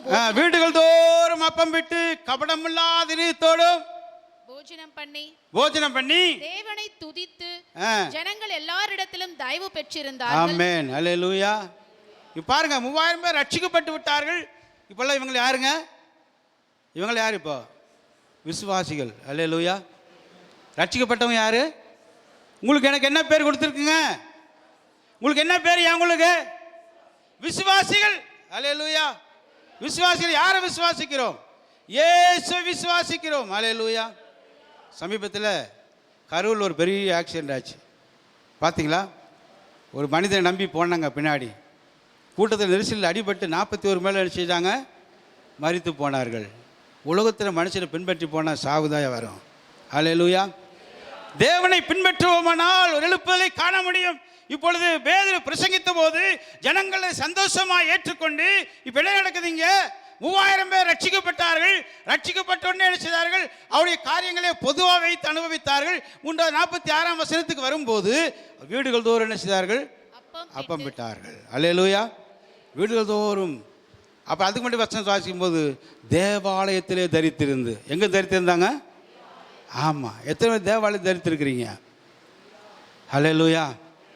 சபைக்கு வாயா, சபைக்கு வாயா, சபைக்கு வான்னு வருந்தி கூப்பிட வேண்டியதாக இருக்குது. அல்லேலூயா. கேட்டேன், பாஸ்டர் ஹவுஸ் விசிட்டிங் வரலையா, பாஸ்டர் எனக்காக ஜெபிக்கலையா, என்ன விசாரிக்கலையா? அல்லேலூயா. பாருங்க, சபையிலே தரித்திருக்கிற அனுபவம். எப்பொழுது சபை திறக்கப்படும், எப்பொழுது ஆராதனை நடக்கும், எப்பொழுது வர்ஷிப் இருக்கும், எப்பொழுது தேவனுடைய வார்த்தையை கேட்போம் என்ற ஒரு நம்பிக்கையோடு விசுவாசத்தோடு நம்ம இருக்கணும். அல்லேலூயா. இவளுக்குள்ள எழுப்புதல் உண்டாக காரணம் என்ன? 3000 பேர் வேதனுடைய பிரசங்கத்தை கேட்டு ரட்சிக்கப்பட்டார்கள் என்று சொன்னால் இங்க என்ன நடக்குதுங்க? அவர் பிரசங்கத்தை கேட்டு சந்தோஷப்பட்டார்கள். இரண்டாவது என்ன செய்தாங்க? அவர்கள் என்ன செய்தார்கள்? எல்லாவற்றையும் பொதுவாக வைத்து என்ன செய்தார்? அனுபவித்தார். 47 வசனத்தை வாசிங்க. அதுல தேவனை துதித்து ஜனங்கள் எல்லாரிடத்திலும் தயவு பெற்றிருந்தார்கள். ஜனங்கள் எல்லாரிடத்திலும் தயவு பெற்றிருந்தார்கள். அல்லேலூயா. தேவனை துதிகளுக்கு என்ன கிடைக்கும் சொல்லுங்க? தயவு கிடைக்குங்க. பக்கத்துல கை சொல்லுங்க பார்க்கலாம். தேவனை துதிக்கிற நமக்கு பணம் கிடைக்காதயா? அல்லேலூயா. நம் தேவனை துதிக்கிற நமக்கு பெரிய பட்டம் கிடைக்காது, தயவு கிடைக்கும். கரங்கு தள்ளே சொல்லுங்க. அல்லேலூயா. தேவனோட தயவு வந்துட்டல போதியா, பணம் ஆட்டோமேட்டிக்காக வந்துடும், பட்டம் ஆட்டோமேட்டிக்காக வந்துடும். அல்லேலூயா. உனக்கு புகழ் ஆட்டோமேட்டிக்காக வந்துடும். நீ புகழை தேடி ஓட வேண்டிய அவசியம் இல்லை, பணத்தை தேடி ஓட வேண்டிய அவசியம் இல்லை. அங்கே வசனத்தை வாசிக்க 47 வசனம் விதமாய் சொல்லுகிறது. அவளுக்கு என்ன உண்டாச்சு? தேவனை துதித்து ஜனங்கள் எல்லாரிடத்திலும் தயவு பெற்றிருந்தார்கள். அல்லேலூயா. அல்லேலூயா. அவள் என்னை புகழவில்லை, அவள் என்னை பெருமை பாராட்டவில்லை, அவள் என்னை தூக்கி வச்சு பேசலன்னு நினைக்காத. அல்லேலூயா. நீ தேவனை துதித்தா போதும், ஜனங்கள் மத்தியில் உனக்கு ஒரு தயவு கிடைக்கும். அல்லேலூயா. அல்லேலூயா. துதிக்கிற பிள்ளைகளுக்கு என்ன கிடைக்கும்? ஆமென். எல்லாருடைய கண்களிலும் தயவு கிடைக்கும். அல்லேலூயா. எங்க தூக்கி எறியப்பட்டீங்களோ, எங்க அவமானப்படுத்தப்பட்டீங்களோ, எங்கே உங்களை ஒன்றுமில்லை அவமானப்படுத்தி வெட்கப்படுத்தி அனுப்பினார்களோ, அவர்களுக்கு முன்பாக நீ போகிற போது தேவனுடைய தயவு உன்னோடு இருக்குமானால் அவனை பெருமையாய் மேன்மையாய் தூக்கி பேசுவாங்க. அல்லேலூயா. அல்லேலூயா. அன்பான தேவ பிள்ளைகளே, என்னோட தகப்பனார் ஊழியத்திற்கு வந்தபோது நான் பிறக்கவே இல்லை. அப்போது என்னுடைய வயசு 1968 பிறந்தேன். நான் 58 அப்போ ஊழியத்துக்கு வந்துட்டாங்க. ஊழியத்துக்கு வந்த எஸ்டேட்டில் ஐயாவுக்கு தெரியும் சின்ன சின்ன வீடு இருக்கும், சின்ன சின்ன வீடு இருக்குது. அம்மா ஒரு கூலி தொழிலாளி தான். இப்படி அப்பா வந்து எஸ்டேட்டில் சூப்பர்வைசராக இருந்தார். சூப்பர்வைசர் ஒரே வீட்டு தான் கொடுப்பாங்க. அப்போது எங்கள் தாத்தா வந்து அவர் ஒரு சூப்பர்வைசரு. அவர் என்ன பண்ணிட்டார், எங்கள் அப்பாவை ஏசு ஏற்றுக்கொண்டா வெளியே பிடிச்சி தள்ளிட்டார் போடான்ட்டு. தாத்தா வந்து ரட்சிக்கப்படாத ஒரு இந்து விக்கிரங்களை வணங்குகிற ஒரு பூசாரியாக இருந்தார். வெளியே பிடிச்சி தள்ளிட்டார். அப்போது எஸ்டேட்டில் பார்த்தீங்கன்னா திண்ணை இருக்கும், இவ்வளோ ஒரு 10க்கு ஒரு 5க்கு 10 ரூம் தான் இருக்கும். இந்த ரூமில் தான் என்ன செய்யாங்க, குடும்பத்தை ஆரம்பித்து நடத்தி கொண்டிருந்தார்கள். அப்போதே இயேசு ஏற்றுக்கொண்டு அவர் ஒரு பெரிய குடிகாரனாக இருந்தவர். மயில்சாமி எங்கள் அப்பா அவர் மீசை வச்சுருப்பார். அவர் வேவலி எஸ்டேட், ஐயாவுக்கு தெரியும் வேவலி எஸ்டேட்னு சொல்லி, அந்த எஸ்டேட்டில் தான் பிறந்த நாங்களாம். அப்போது அங்கே அந்த எஸ்டேட்டில் பார்த்தீங்கன்னா பயங்கரமான ஒரு குடிகாரராக இருந்தார். ரட்சிக்கப்படல. எங்கள் அம்மா மாத்திர சிஎஸ்ஐ கிறிஸ்தவங்க. இவருடைய ஜெபம் ஆண்டவர் அப்படியே எங்கள் அப்பா மாற்றிட்டார். அல்லேலூயா. குடியை விட்டு வெளியே வந்தோடனே இயேசு ஏற்றுக்கொண்டு கொஞ்ச நாட்களில் ஊழியத்துக்கென்று அழைத்தார். ஊழியத்துக்கென்று அழைத்த போது எல்லாவற்றையும் விட்டு ஊழியத்துக்கென்று வந்தார். வந்தோடனே வெளியே பிடிச்சி தள்ளிட்டார் தாத்தா. ஒரு சின்ன ரூமில் தான் இருந்தாங்க. அப்பொழுது மிகவும் கடினமான ஒரு சூழ்நிலை. எஸ்டேட் பகுதியில் இங்கே ஒரு வீடு இருக்கும்போது அங்கே ஒரு வீடு இருக்கும், அந்த மலையில் ஒரு வீடு இருக்கும். அங்கெல்லாம் போய் என்ன செய்யணும், சுவிசேஷத்தை சொல்ல வேண்டும், ஆத்துமக்களை ஆதாயம் பண்ண வேண்டும், கால்நடையாக நடந்து ஊழியத்துக்கு செல்ல வேண்டும். பஸ் வசதி கிடையாது, அப்பெல்லாம் சைக்கிளும் கிடையாது. 1 மணி நேரத்துக்கு 2 மணி நேரத்துக்கு பஸ் இருக்கும் அப்போலாம். அந்த நாட்களில் ஊழியத்தை செய்து அவர் கடினமாய் ஊழியத்தில் உழைத்தவர். அல்லேலூயா. பாருங்க, தள்ளப்பட்ட சூழ்நிலை, ஒன்றுமில்லாத சூழ்நிலை, வெளியே தள்ளப்பட்ட நிலைமையில் அப்பா வந்து என்ன சார் வாட்டர் ஃபால் இண்டஸ்ட்ரேட்டில் ஒரு ஊழியத்தை ஆரம்பித்தார். முதல்ல அது ஊழியத்தை ஆரம்பித்து அந்த ஊழியத்தை செய்து கொண்டிருக்கிற நாட்களே அங்குள்ள ஜனங்கள்லாம் ரட்சிக்கப்பட்டாங்க, மனம் திரும்பினாங்க, இயேசு ஏற்றுக்கொண்டாங்க. ஏறக்குறைய 300 பேருக்கு மேலே ரட்சிக்கப்பட்டாங்க. ரோட்டு ஓரத்தில் ஹைவேஸ் ரோட்டில் ஒரு சபையை கொட்டாயை போட்டு அங்கே நடத்திட்டு இருந்தார். அதாவது சீலோம் என்ற ஸ்தாபனத்திலே இணைந்து ஊழியத்தை செய்து கொண்டிருந்தார். அங்கேருந்து அவர் என்ன தூக்கி வேறு இடத்துல மாற்றிட்டாங்க. அவங்க ஸ்தாபனத்திற்கு என்னென்னா நிறைய ஆத்மாவுக்கு தான் என்ன செய்வாங்க, சபை நல்லா இருந்தால் எங்கேயாவது தூக்கி போட்டுருவாங்க, தண்ணி இல்லாத காட்டில் தூக்கி போட்டுருவாங்க, எங்கே நல்லா தூக்கி போடுவாங்க. அப்படிப்பட்ட ஒரு காலம். அந்த நாட்டில் அவர் வேறு இடத்துக்கு தூக்கி போட்டாங்க. அங்கே போனோன்னா எதுவும் வசதி இல்லை, ஒரு ஆராதிப்பதுக்கு சரியான ஸ்தலம் இல்லை, அடுத்த வேளை சாப்பாட்டுக்கு வழி இல்லை. 3 பிள்ளைகள், ஒரு அக்கா, ஒரு பெண் பிள்ளை, 2 ஆண் பிள்ளைகள், நடுவில் இருக்கிறதா பாஸ் மோசஸ் ராஜேஸ்வரி, அதுக்கடுத்து நானுங்க. 3 பிள்ளை வைத்து கொண்டு ஊழியத்தில் ஆகாரம் இல்லாமல் அநேக நாட்கள் தண்ணீரை குடித்து, அநேக நாட்களில் பசியும் பட்டினியமாக ஊழியத்தை செய்து ஊழியத்தை ஸ்தாபித்து ஒரு பெரிய சபையை கட்டி ஊழியத்திலங்களெல்லாம் வளர்த்தார் அவர். நான் அப்பா வந்து ஊழியம் செய்கிற நாட்கள் நான் சின்ன பையன் 10th படிக்கும் போதெல்லாம் அப்பா கூட சேர்ந்து ஊழியத்துக்கு போயிடுவோம். அவர் போனது ஒர்ஷிப் பண்ண வைப்பார், சிடங்களில் போய் செய்வாங்க, சாட்சி சொல்ல வைப்பார். இப்படி பலவிதமான காரியங்களை செய்து ஊழியத்திலங்கள் வளர்ந்தவர்கள். ஆக அப்படிப்பட்ட கஷ்டமான ஒரு சூழ்நிலை ஊழியத்தில் வளர்ந்து இந்த ஊழியத்தை செய்து சென்னை பண்ணதுக்கு வரும்போது வெறுமையாக தான் நாங்கள் வந்தோம், ஒன்றுமே இல்லை. ஆனால் கர்த்தர் எங்களை உயர்த்தினார். அல்லேலூயா, ஆமேன். சென்னை பட்டணத்தில் எங்கே அடித்து உதை தள்ளப்பட்டோம் அங்கேயே கர்த்தர் பெரிய சபை உருவாக்கினார். அல்லேலூயா, அநேகமாயிரம் ஆத்துமாக்களை கர்த்தர் கொடுத்தார். அண்ணன் அடித்து வேதனைப்படுத்துவேன். ஒரு 4 நாள் கழித்து போலீஸ் அவனை அடித்து இழுத்துட்டு போகுது ரோட்டில். எப்படின்னா அண்டவரோட அடித்து இழுத்துட்டு போகிறாங்க அவனை. எங்கள் கண்ணில் நாங்கள் பார்த்தோம். ஏன்னு சாட்சி என்ன சொல்கிறேன்னு சொன்னால், எந்த இடத்துல அவமானப்படுத்தப்பட்டோமோ, எங்கே தூஷிக்கப்பட்ட நிந்திக்கப்பட்ட அவமானப்படுத்தப்பட்டோமோ அங்கே கர்த்தர் உயர்த்துவார். அல்லேலூயா. எப்பொழுது? நீ தேவனை துதிக்கிற போது. அல்லேலூயா, ஆமென். ரெண்டாவது இங்கே என்ன சொல்லுதுன்னா 47 வசனத்தை என்ன வாசித்தோம்? அவர்கள் என்ன செய்தார்கள்? ஜனங்களிடத்தில் தயை பெற்றார்கள். அல்லேலூயா. யார் ஜனங்கள் எங்கே தயை பெற்றாங்க? ஜனங்களிடத்தில். அல்லேலூயா. உங்களுடைய ஆராதனை கண்டு, உங்களுக்குள் எழுப்புதலை கண்டு, உங்களுக்கு விசுவாசத்தை கண்டு அநேக ஜனங்கள் உங்கள் மேல் செய்யாங்க தயை காண்பிப்பார்கள். கரங்களை தள்ளி சொல்லுவோமா? அல்லேலூயா, அல்லேலூயா. எங்கே முடியாதுன்னு இருக்குது அங்கே முடிய பண்ணுகிற தேவன். ஒருவேளை நீங்கள் மற்றவங்க சொல்லி உன்னால் முடியாது, செய்ய முடியாது சொல்லியிருப்பாங்க. ஆனால் நீங்கள் போகும்போது இந்த காரியத்தை முன்னாடியே ரெடி பண்ணி வச்சிருப்பார். அல்லேலூயா. முன்னாடியே கர்த்தர் ஆயத்தப்படுத்தி வைத்திருப்பார். எந்த இடத்துல நீங்கள் தள்ளப்படுங்க கர்த்தர் தூக்கி நிறுத்துவார். அல்லேலூயா, ஆமேன். அவங்க ஜனத்தினத்தில் என்ன செய்தார்கள்? தயை பெற்றார்கள். 4ஆம் அதிகாரத்துக்கு வருவோமானால், அப்போஸ்தலர் 4ஆம் அதிகாரத்துக்கு வருவோமானால் அதில் 1ஆம் வசனம் 4ஆம் வசனத்தை வரை வாசிக்கும் போது, அவர்கள் ஜனங்களுடனே பேசிக் கொண்டிருக்கையில் ஆசாரியர்களும் தேவாலயத்து சேனை தலைவனும் சதுசேயரும் அவர்களிடத்தில் வந்து அவர்கள் ஜனங்களுக்கு உபதேசிக்கிறதினாலும் இயேசுவை முன்னிட்டு மரித்தோரிலிருந்து உயிர்த்தெழுதலை பிரசங்கிக்கிறதினாலும் சினம் கொண்டு அவர்களை பிடித்து சாயங்காலமாய் இருந்தபடியினால் மறுநாள் வரைக்கும் காவலில் வைத்தார்கள். வசனத்தை கேட்டவர்களை அநேகர் விசுவாசித்தார்கள். அவர்கள் தொகை ஏறக்குறைய 5000. நான் எழுப்புதலை குறித்து பேசிக் கொண்டிருக்கிறேன். எழுப்புதல் எப்பொழுது வரும் பாருங்க. இங்கே 1ஆம் அதிகாரத்தில் 4ஆம் வசனத்து வரையும் வாசிக்கும் போது எப்படி எழுதப்பட்டிருக்குது? அவர்கள் வசனத்தை என்ன செய்தார்கள்? வசனத்தை கேட்டவர்கள் விசுவாசித்தார்கள். அவர் என்ன பண்ணாங்க? ஏறக்குறைய 5000 பேர் என்ன செய்தார்கள்? வசனத்தை கேட்டு ரட்சிக்கப்பட்டார்கள். அல்லேலூயா. இந்த பேதுரும் யோவானும் பிரசங்கிக்கிற போது பேதுருடைய பிரசங்கத்தை கண்டு 3000 பேர் ரட்சிக்கப்பட்டார்கள். ரெண்டாவது என்ன செய்கிறாங்க? அவர்கள் எப்படி பிரசங்கம் பண்ணாங்க? கீழே வசனத்தை வாசிங்கன்னா 31ஆம் வசனம் சொல்லுகிறது, 13ஆம் வசனம் சொல்லுகிறது. எப்படி பிரசங்கம் பண்ணாங்க? பேதுருவும் யோவானும் பேசுகையில் தைரியத்தை அவர்கள் கண்டு, அவர்கள் பேசுகிற தைரியத்தை கண்டு. ஒன்று நல்லா தெரிஞ்சுக்கணும், சுவிசேஷம் அறிவிக்கிறதுனா சாதாரணமான காரியம் இல்லை. என்ன வேணும்? அதுக்கு தைரியம் வேணும். அல்லேலூயா. நான் கடந்த முறை போன 6 மாதத்துக்கு முன்பாக விழுப்புரம் மாவட்டத்தில் டிவி நல்லூர்னு ஒரு ஊர் இருக்குது, திருவிடை நல்லூர்னு சொல்லிட்டு. அந்த ஊரில் நாங்கள் கிராம ஊழியம் செய்யணும், மாதம் கிராம ஊழியம் போவோம். நாங்கள் அந்த கிராம ஊழியம் செய்துருக்கிற போது என்ன பண்ணிட்டாங்கன்னா, வேறு வேன் சாவியை எடுத்துகிட்டு போயிட்டானுங்க. எங்களெல்லாம் ஒரு 10-50 பேர் சொல்லிட்டா. ஒருத்தர் வந்து ஃபோன் பண்ணால் 50 பேர் 100 பேர் வந்துட்டானுங்க. எங்களை சுற்றி போட்டானுங்க போக விடாத அளவுக்கு.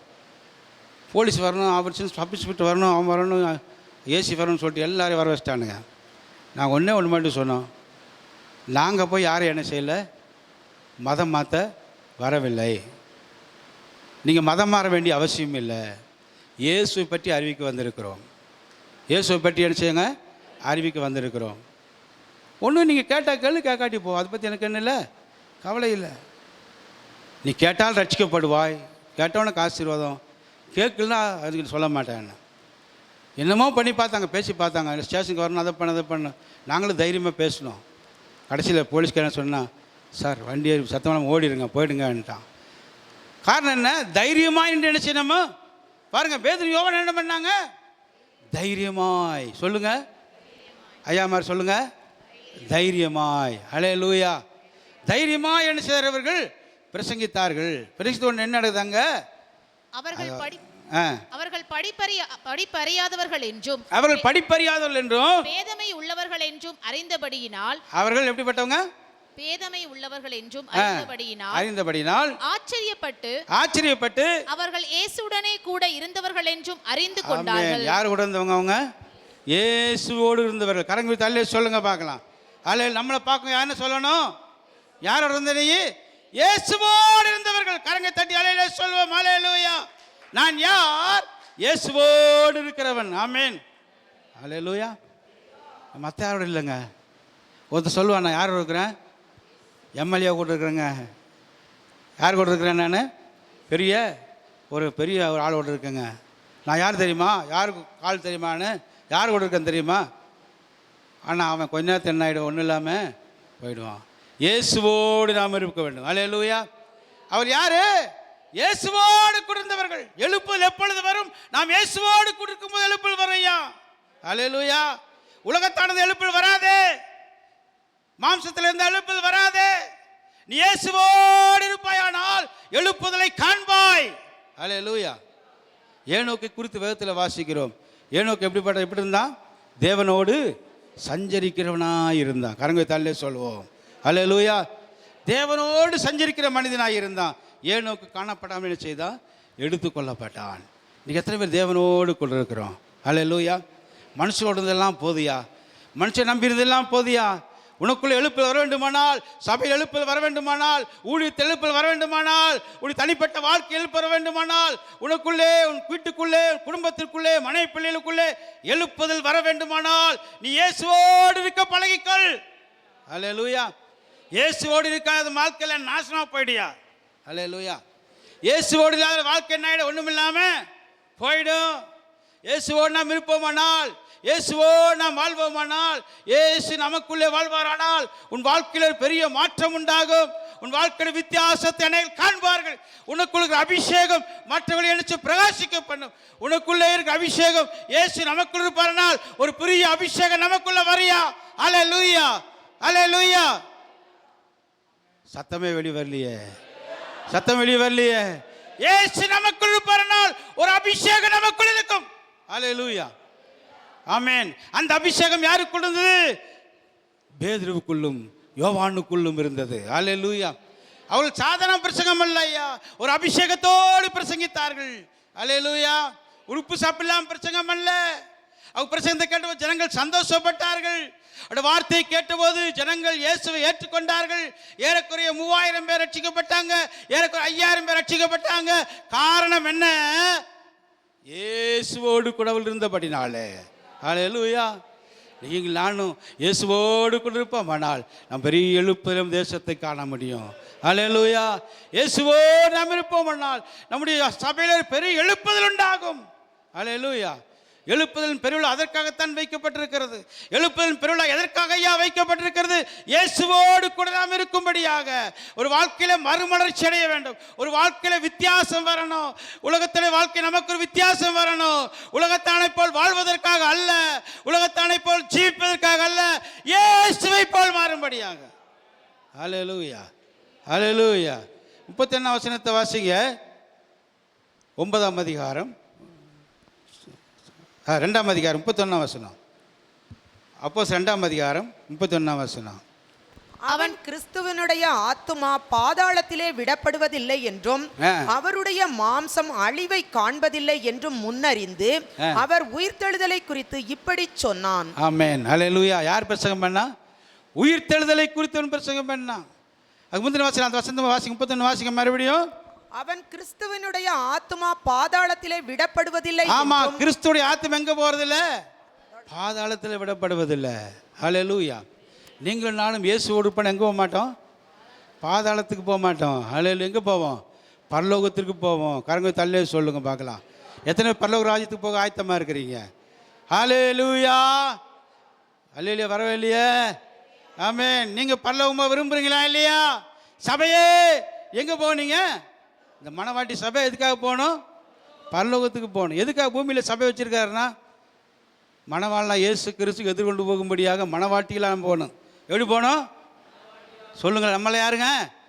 மணவாட்டிகள். அல்லேலூயா. மணவாட்டிகள் எங்க போக போறோம்? பரலோக ராஜ்யத்துக்கு போக போறோம். அங்க பரலோகத்தில் போய் என்ன செய்ய போறோம்? அவரோடு கூட என்ன செய்ய போறோம்? நித்திய காலமாய் நாம் இருக்க போகிறோம். அல்லேலூயா, அல்லேலூயா, அல்லேலூயா. பேதுரு பிரசங்கம் எப்படி இருந்ததுங்க? வசனம் 31 வசனத்தில் வாசிக்கும் போது இப்படியா எழுதப்பட்டது. வாசிக்கலாம். 31 வாசிங்க மறுபடியும். அவன் கிறிஸ்துவினுடைய ஆத்துமா பாதாளத்திலே விடப்படுவதில்லை என்றும் அவருடைய மாம்சம் அழிவை காண்பது இல்லை என்றும் வாசல் அழிவை காண்பதில்லை என்றும் முன்னறிந்து அவர் உயிர்த்தெழுதலை குறித்து இப்படி சொன்னான். ஆமென். அல்லேலூயா. அவள் வாசல் என்ன செய்தில்லை? வாசல் என்ன செய்தில்லை? அடைக்கப்படுவதில்லை. அல்லேலூயா. ஆண்டவருக்கு திறந்த வாசலை வைத்திருக்கிறார். அல்லேலூயா. ஆகவே உயிர்த்தெழுதலை குறித்து தைரியமாய் பிரசங்கம் பண்ணினா. அல்லேலூயா. நீங்கள் நானும் அந்த உயிர்த்தெழுதலை குறித்து பேசுகிறாய் நாம் இருக்க வேண்டும், பிரசங்கிக்கலாய் இருக்க வேண்டும், மற்றவர்களுக்கு அறிவிக்கிறவர்களாய் நாம் இருக்க வேண்டும். அல்லேலூயா. இயேசு உயிர்த்தெழுந்த உண்மைதான், இயேசு மரித்தது உண்மைதான், அவர் 3 நாள் உயிரிழந்தது உண்மைதான், அடக்கம் பண்ணப்பட்டது உண்மைதான். அல்லேலூயா. அவர் பரலோகத்திற்கு போயிருப்பது உண்மைதான். அவர் மீண்டும் பூமிக்கு வரப்போகிறார். எப்படி வரப்போகிறார்? ராஜாதி ராஜாவாய் வரப்போகிறார். அல்லேலூயா. நியாயாதிபதியாய் வரப்போகிறார். அல்லேலூயா. ஆக நியாயத்து வரப்போகிற ராஜாதி ராஜா வரப்போகிற இயேசுவை சந்திக்க நாம் என்ன செய்யணும்? ஆயத்தம் உழவுலாய் நாம் இருக்க வேண்டும். அல்லேலூயா. ஆமென். ஆயத்தமாக இருக்கிறீங்களா இல்லையா? அல்லேலூயா. ஆயத்தமாக என்ன செய்ய முடியும்? எழுப்புதில் நம்ம காண முடியும். அல்லேலூயா. இப்படி செய்ததுனால என்னாச்சு? அப்போஸ்தலர் 6ஆம் அதிகாரம் 7ஆம் வசனத்துக்கு நாம் வருவோம் என்று சொன்னால் அங்கே சீசருடைய தொகை பெருகிற்று. அல்லேலூயா. வாசிங்க. 6-7 வாசிங்க. தேவ வசனம் விருத்தி அடைந்தது. சீஷருடைய தொகை எருசலேமில் மிகவும் பெருகிற்று. ஆமா. சீசருடைய தொகை எருசலேம் மிகவும் பெருகிற்று. அல்லேலூயா. நம்ம எப்படி மாறணும்? யாரை மாறணும்? சீசர்களாக, சுவிசேஷத்தை அறிவிக்கிறவர்களாக, ஊழியக்காரர்களாய் நாம் மாற வேண்டும்.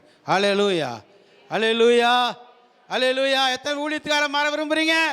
சீசர்களாய் மாற விரும்புகிறீர்கள்? கரங்க விருத்தீர்கள் இல்லையா? சொல்லுங்க பார்க்கலாம். அல்லேலூயா. ஐயா அந்த ஊழியம் எனக்கு வேணாம் ஐயா, அந்த ஊழியம் எனக்கு வேணாம் ஐயா அப்படின்னு ஒருவரும் சொல்லவே கூடாது. என் மூத்த மகனை ஊழியத்துக்கு ஒப்பு கொடுத்தது உண்மை. சிறுவயாக இருக்கும்போதே பிரதிஷ்டை பண்ணிட்டேன் நான். ஆண்டவர் ஊழியத்தான் நீ செய்யணும்னு சொல்லிட்டு அவன் நம்மலாம் படுற பாடலாம் பார்த்துட்டு ஐயோ அந்த ஊழியமே எனக்கு வேண்டான்ட்டு ஓட ரெடியாக இருக்கிறான். நான் சொன்னேன், நீ ஊழியம் வேண்டான்ட்டு ஓடினாலும் ஆண்டு சும்மா ஓட மாட்டாருப்பா, உன்னை எப்படியாவது கொண்டு நினைச்ச ஊழியத்தில் விட்டுருவார். நீ ஊழியம் செய்யாமல் இருக்கக்கூடாது. அல்லேலூயா. பாருங்கள், சீசலுடைய தொகை என்ன ஆயிடுச்சு? ஆமாம், பெருகிட்டே போச்சு. ஊழிய காலம் பெருகிட்டே இருக்கணும். அல்லேலூயா. மல்டிபிள் ஆகிட்டே இருக்கணும். ஊழியங்கள் பெருகிக்கொண்டே போக வேண்டும்.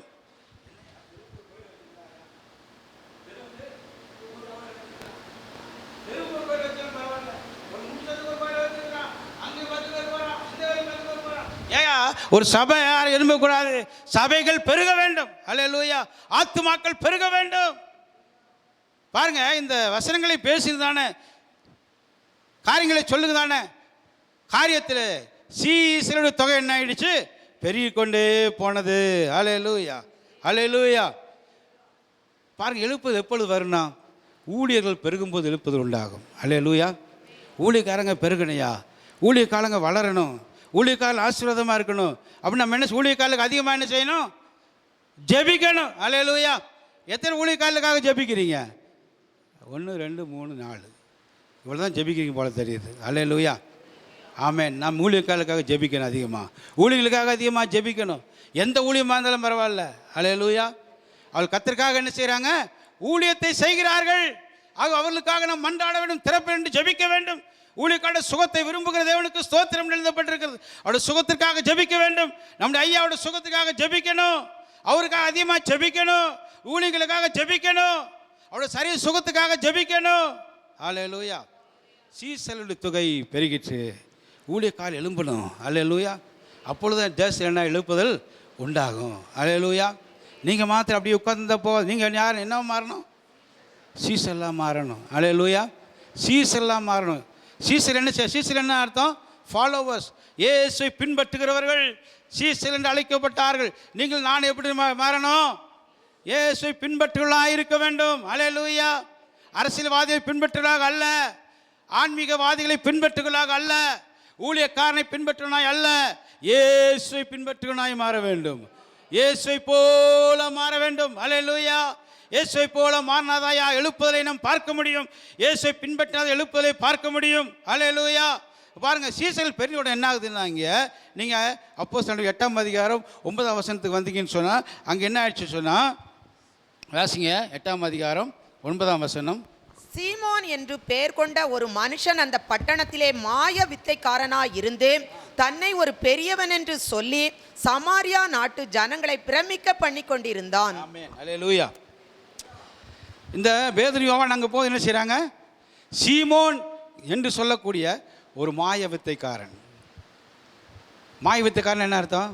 ஜனங்களை ஏமாற்றுகிறவன், வஞ்சிக்கிறவன், பலவிதமான மந்திரங்களை செய்து ஜனங்கள் என்ன செய்தான், அவன் வித்தை காட்டி ஜனங்கள் என்ன செய்தான், ஏமாற்றி கொண்டிருக்கிறவன். அல்லேலூயா. இவன் என்ன பண்ணுறான்னா, இவங்க செய்கிற பிரசங்கத்தை கேட்டான். கீழே வசனத்தை வாசிங்கன்னா அதில் 13 9 13 வரை வாசிங்க. இப்போ முடிச்சிடலாம் நம்ம. 9 13 வரையிலும் வாசிங்க பார்க்கலாம். 9 10 11 12 13 சீக்கிரமா. சீமோன் என்று பெயர் கொண்ட ஒரு மனுஷன் அந்த பட்டணத்திலே மாயவித்தக்காரனாய் இருந்து தன்னை ஒரு பெரியவன் என்று சொல்லி அவனை தன்னை என்ன செய்தாங்க, பெரியவன் என்று சொல்லி, பெரியவன், நான் தான் பெரியவன், எனக்கு எல்லாமே தெரியும். மந்திரவாதி என்ன பண்ணுறான் இன்னைக்கு? ஆமாம், ஜனங்களை ஏமாற்றுறான், அவன் வஞ்சிக்கிறான், அவன் மாய வித்தை செய்கிறான். குடு படிப்பான். பாருங்க என்ன பாருங்க என்ன பாருங்க என்ன பாருங்க குடு அடிப்பு. அதை பார்க்குற ஜனங்க நிறைய பேர் ஓடுறாங்க. அல்லேலூயா. அதை கேட்க நிறைய பேர், குறியாக நிறைய ஓடுறான். இன்னைக்கு மந்திரவாதி தேடி ஓடிக்கொண்டிருக்கிறான். அவன் ஜனங்களை ஏமாற்றுகிற வேலை செய்து கொண்டிருக்கிறான். பேதுருவும் யோவானும் அந்த பட்டணத்திற்கு போகிற போது அங்கே என்ன செய்தான், சீமோன் என்று சொல்லக்கூடிய ஒரு மாய வித்தை காரணம்தான் அவனை குறித்து வேதம் விதமாய் சொல்லுகிறது. வாசிக்கலாம்.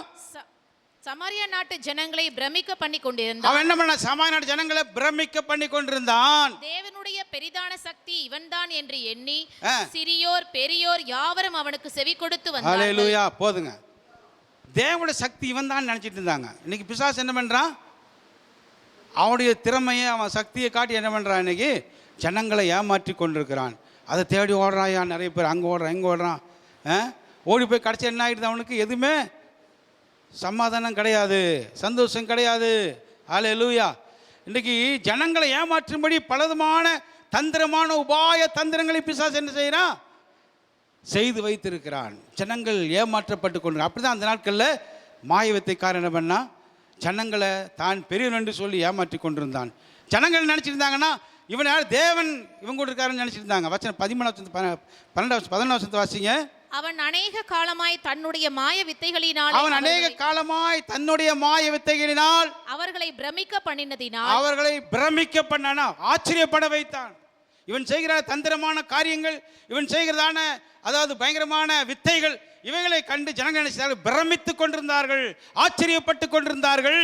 அவனை மதித்து வந்தார்கள். அவனை மதிச்சு வந்தாங்க, அவனுக்கு காணிக்க கொடுத்தாங்க. அப்புறம் தேவனுடைய ராஜ்யத்திற்கும் இயேசு கிறிஸ்துவினுடைய நாமத்துக்கும் ஏற்றவைகளை குறித்து பிலிப்பு பிரசங்கித்ததை அவர்கள் விசுவாசித்த போது புருஷரும் ஸ்திரீகளும் ஞானஸ்நானம் பெற்றார்கள். 9ஆம் அதிகாரம் 12ஆம் வசனத்தை வாசிங்க. 12 தேவனுடைய ராஜ்யத்துக்கும்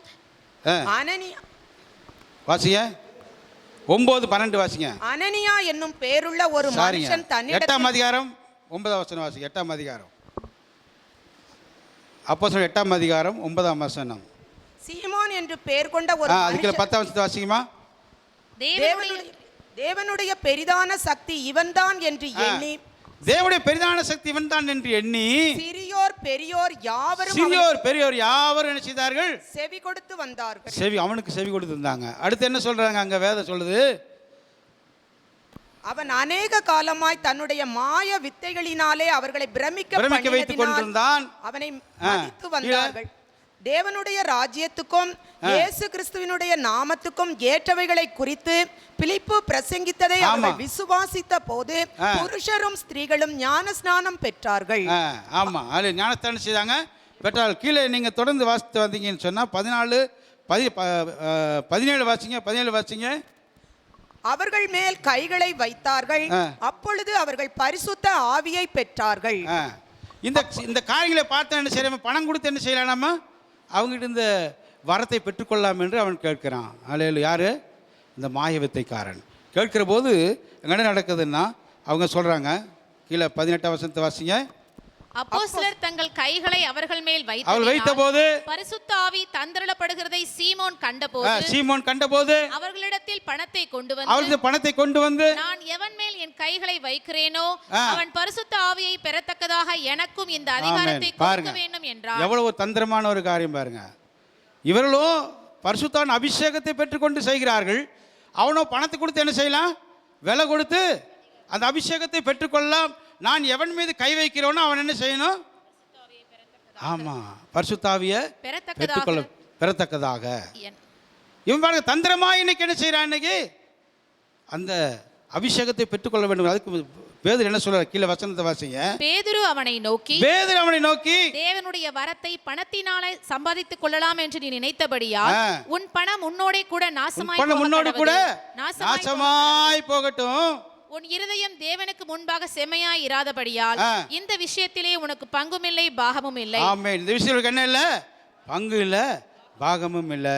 பாருங்க, இந்த மாய வித்தைக்காரருடைய யோசனை என்னன்னா, பணத்தை கொடுத்து விலை கொடுத்து வாங்கிடலாம் நினைச்சு. எனக்கு அநேகம் என்ன செய்யறாங்கன்னா, பணத்தை கொடுத்து எதையும் விலை கொடுத்து வாங்கிடலாம் நினைக்கிறாங்க. ஹல்லேலூயா. எழுப்புதல் எப்பொழுது தேசத்தில் வராது. உன் பணத்தினால் எழுப்புதலை கொண்டு வர முடியாது. உன்னுடைய ஆஸ்தியால் எழுப்புதலை கொண்டு வர முடியாது. தேவனுடைய அபிஷேகம் ஒரு மனுஷனுக்கு இருக்குமானால் அவன் என்ன செய்யும்? கைகளை வைக்கிற பிசாசு என்ன செய்யும்? நடுங்கி ஓடும். ஹல்லேலூயா. நடுங்கி ஓடும். இயேசு நாமத்திலே போன்னு சொன்னால் அது என்ன செய்யும்? பயந்துட்டு என்ன செய்யும்? ஓடும். எப்பொழுது? தேவனுடைய அபிஷேகம் நமக்குள்ள இருக்கிற போது. ஹல்லேலூயா. பணத்தை வச்சு அபிஷேகத்தை பெற்றுக்கொள்ளவே முடியாது. ஹல்லேலூயா. பாருங்க, எழுப்புதல் எப்பொழுது வரும்னு சொன்னால், பரிசுத்தாவின் அபிஷேகம் நமக்குள்ளே வரும்போது எழுப்புதல் என்ன செய்ய முடியும்? நம்ம காண முடியும். 4வதாக எழுப்புதல் எப்படி வரும்னு சொன்னால், அப்போஸ் 8ஆம் அதிகாரம் 27 வசனத்தை வாசித்தீங்கன்னு சொன்னால் என்ன செய்வாங்க? அந்தபடி அவன் எழுந்து போனான். அப்பொழுது எத்தியோப்பியருடைய ராஜஸ்திரீயாகிய கந்தாகே என்பவளுக்கு மந்திரியும் அவளுடைய பொக்கிஷம் எல்லாவற்றிற்கும் தலைவனுமாயிருந்த எத்தியோப்பியனாகிய ஒருவன் பணிந்து கொள்ளும்படி எருசலேமுக்கு வந்திருந்து. எருசலேமுக்கு ஒரு மனுஷன் எத்தியோப்பிய ராஜ்யம் என்ன செய்யறான்? போய் அப்பொழுது ஏசாயா தீர்க்கதரிசி புத்தகத்தை கிணத்துல வாசித்து கொண்டே போகிறான். சத்தத்தை கேட்டோடனே பிலிப்பு என்ன பண்ணுற? பின்னாடியே ஓடுறார். ஓடி போய் ரதத்தை நிறுத்தி என்ன வாசிகன்னு கேட்கும்போது அவனுக்கு என்னன்னு தெரியல. அதுக்கு விளக்கத்தை சொன்ன உடனே அவன் இயேசுவை ஏற்றுக்கொண்டான். உடனே என்ன செய்வான்? பிலிப்பு என்ன செய்கிறான்? தண்ணீர் போர்வெளி தண்ணீர் இருக்குது, தண்ணீர் கட்டி அங்கேயே ஞானஸ்தானம் கொடுக்கிறார். ஹல்லேலூயா. இப்போ பாருங்க, ஒரு சாதாரண மனிதனுக்குள் இருந்து எழுப்புதலை கர்த்தர் என்ன செய்கிறாரு? உருவாக்குகிறார். உனக்குள் எழுப்புதல் இருக்குமானால், உங்களுக்குள்ள அபிஷேகம் இருக்குமானால், நம்மளை தேடி யார் வருவாங்க? பெரிய பெரிய அதிகாரிகள்லாம் கூட வருவாங்க. ஹல்லேலூயா. பெரிய பெரிய அதிகாரிலாம் வருவாங்க, உத்தியோகத்தில் வருவார்கள், பெரிய பெரிய பணக்காரர் நம்மளை தேடி ஓடி வருவான். ஹல்லேலூயா. நமக்குள்ளே அபிஷேகம் இருக்கும்போது பெரிய ராஜாக்கள் நம்மை தேடி ஓடி வருவார்கள். ஹல்லேலூயா. பாருங்கள், அபிஷேகம் ஒரு எழுப்புதலை கொண்டு வருகிற ஒன்றாக இருக்கிறது. எழுப்புதல் வந்தோடனே என்னாச்சுன்னா, இங்கே பிலிப்பு அவனுக்கு சத்தியத்தை சொன்னோடனே உடனே இயேசு ஏற்றுக்கொள்கிறான். நம்ம சத்தியம் சொல்லும்போது ஜனங்க உடனே இயேசுவை ஏற்றுக்கொள்ளணும். ஹல்லேலூயா. 1 முறை 2 முறை சொல்லணும், 3 முறை சொல்ல, 5 முறை 6 முறை 10 முறை அவங்கள அப்படி ரிப்பன்டன்ஸ் பண்ண வரணும். அப்படியே மனம் திரும்பல கொண்டு வரணும். அவங்களுக்குள்ள ஒரு மாற்றத்தை கொண்டு வர வேண்டும். ஹல்லேலூயா. ஒரு பொருளை விற்கிறது என்ன செய்கிறான்? அவன் அந்த பொருளை சொல்லி சொல்லி என்ன செய்கிறாதே பல காரியங்களை சொல்லுகிறான். டிவியில் அட்மிஷன் பார்க்கும்போது செய்கிறான். அவன் பல காரியங்களை சொல்லி என்ன செய்கிறான்? அந்த பொருளை விற்கிறதுக்கு என்ன செய்கிறான்? முயற்சி பண்ணுறான். அந்த பொருளை வாங்காமல் போனால் கூட அதுக்கு ஆஃபர் கொடுக்குறான். நிறைய ஆஃபர் கொடுக்குறான். அந்த ஆஃபர் இருக்குதுங்க, இந்த ஆஃபர் இருக்குதுங்க, அப்படி இப்படி இருக்குன்னு சொல்லி அந்த பொருளை என்ன வாங்கியே ஆக வைக்க வேணும்னு சொல்லி என்ன செய்ய நம்மளை வாங்க வச்சிடறான். ஹல்லேலூயா. நாம் சுவிசேஷத்தை எப்படி சொல்லணும்? வருந்தி சொல்லிக்கொண்டே இருக்க வேண்டும். ஹல்லேலூயா. அவன் கேட்கவரை விடவே கூடாது. கோயம்புத்தூர் மாவட்டத்தில் தேவன்பு என்ற ஒரு போதகர் இருக்கிறார். ஐயாவுக்கு தெரியுமான்னு தெரியல. சூலூரில் இருக்கிறார். அவருடைய தாயார், அவர் எஸ்டேட் வால்பாறை சார்ந்தவர்கள் தான். அவங்க தாயார் படிப்பறிவு இல்லாதவங்க, படிக்கவே இல்லை அவங்க. ஆனால் என்ன சொன்னால், ஒவ்வொரு நாளும் கைப்பில் எடுத்துக்கொண்டு கிராமங்கள் தோறும் போய்விடுவார்கள். போய் கிராமத்தில் இருக்கிற எல்லா மக்களையும் சந்தித்து இயேசுனை நேசிக்கிறார் சொல்லுவாங்க. அவங்க இயேசுனை இயேசு உங்களை நேசிக்கிறார். ஐயா வேற ஒன்றும் சொல்ல தெரியாது, இயேசுவை பற்றி பேச தெரியாது. ஒரே வார்த்தைன்னா இயேசு உங்களை நேசிக்கிறார், அவ்வளோதான். இவன் கைப்பற்றி கொடுத்துட்டு போயிட்டே இருப்பாங்க. ஒரு நாள் ஒரு பண்ணை முதலாளி வீட்டு வழியாக போகும்போது, ஒரு கவுண்டர் அவர் வீட்டு வழியாக போகும்போது அவர் கூட கைப்பற்றி கொடுத்து என்ன கொடுத்துக்கிறாங்க, ஏசு உங்களை நேசிக்கிறார் ஐயான்னு சொல்லிக்கிறாங்க. உடனே அவருக்கு ரொம்ப கோபம் வந்துருச்சு. கோபம் வந்து என்ன பண்ணுறாரு, ஏசு என்ன நேசிக்கிறாரா அப்படின்னு சொன்னால், என் மகன் கிட்டத்தட்ட 5 வயதிலிருந்து இன்றைக்கு 22 வயது 23 வயது ஆகிறது. படுத்து படுக்கையிலே கிடக்கிறான். வாய் பேச முடியவில்லை, கை கால் என்ன செய்யலை, எழும்ப முடியவில்லை. படுக்கையிலே என்ன செய்கிறான், எல்லா உபாதைகளையும் கழித்து கொண்டிருக்கிறான். அவனையும் இயேசு நேசிப்பாரனால் அவருடைய வியாதி வந்து சுகமடைய செய்வாரான்னு கேட்டிருக்கிறார். உடனே கண்டிப்பாக அந்த ஆண்டு சுகம் கொடுப்பாருங்கய்யா அப்படின்னு சொல்லி இந்த அம்மா சொல்லியிருக்கிறாங்க. அவர் அப்படின்னா உள்ளவான் கூட்டிகிட்டு போயிட்டு படுக்கையில் கிடக்கிற அவருடைய மகனை காண்பித்தார். காண்பிக்கிற போது அவன் படுக்கையில் வேதனையோடு கிடையிலே படுத்து கிடக்கிறான். அவனை பார்த்து இவர் சொன்னார், பல வருடமாக இவன் என்ன செய்கிறான், படுக்கையில் கிடக்கிறான். இயேசு மெய்யாகவே என்னை நேசிப்பார்னு சொன்னால் ஒரு படுக்கையை மாற்ற முடியுமா என்று கேட்கிறார். கேட்டவுடனே ஆமாம் ஐயா, கண்டிப்பாக அவன் படுக்கையை இயேசு மாற்றுவார், நான் அவனுக்காக ஜெபிக்கிறேன்னு சொல்லிட்டு ஒரு சின்ன ஜெபத்தை, அவங்களுக்கு தெரிஞ்ச ஜெபத்தை பண்ணிட்டு போயிட்டார். அல்லேலூயா.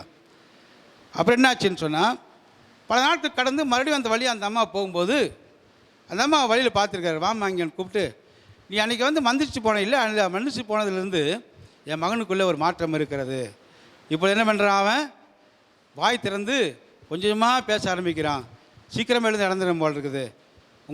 நீ கும்பிட்ற ஏசப்பா நமக்கு நல்லவர் தாம்மா, எனக்கு அவரை பற்றி சொல்ல முடியுமான்னு கேட்டால் அந்த அம்மா உடனே வாங்கன்னு கூட்டி போய் சபையில் சேர்த்து விட்டாங்க. அந்த சபை கட்டப்படாது இருந்தது.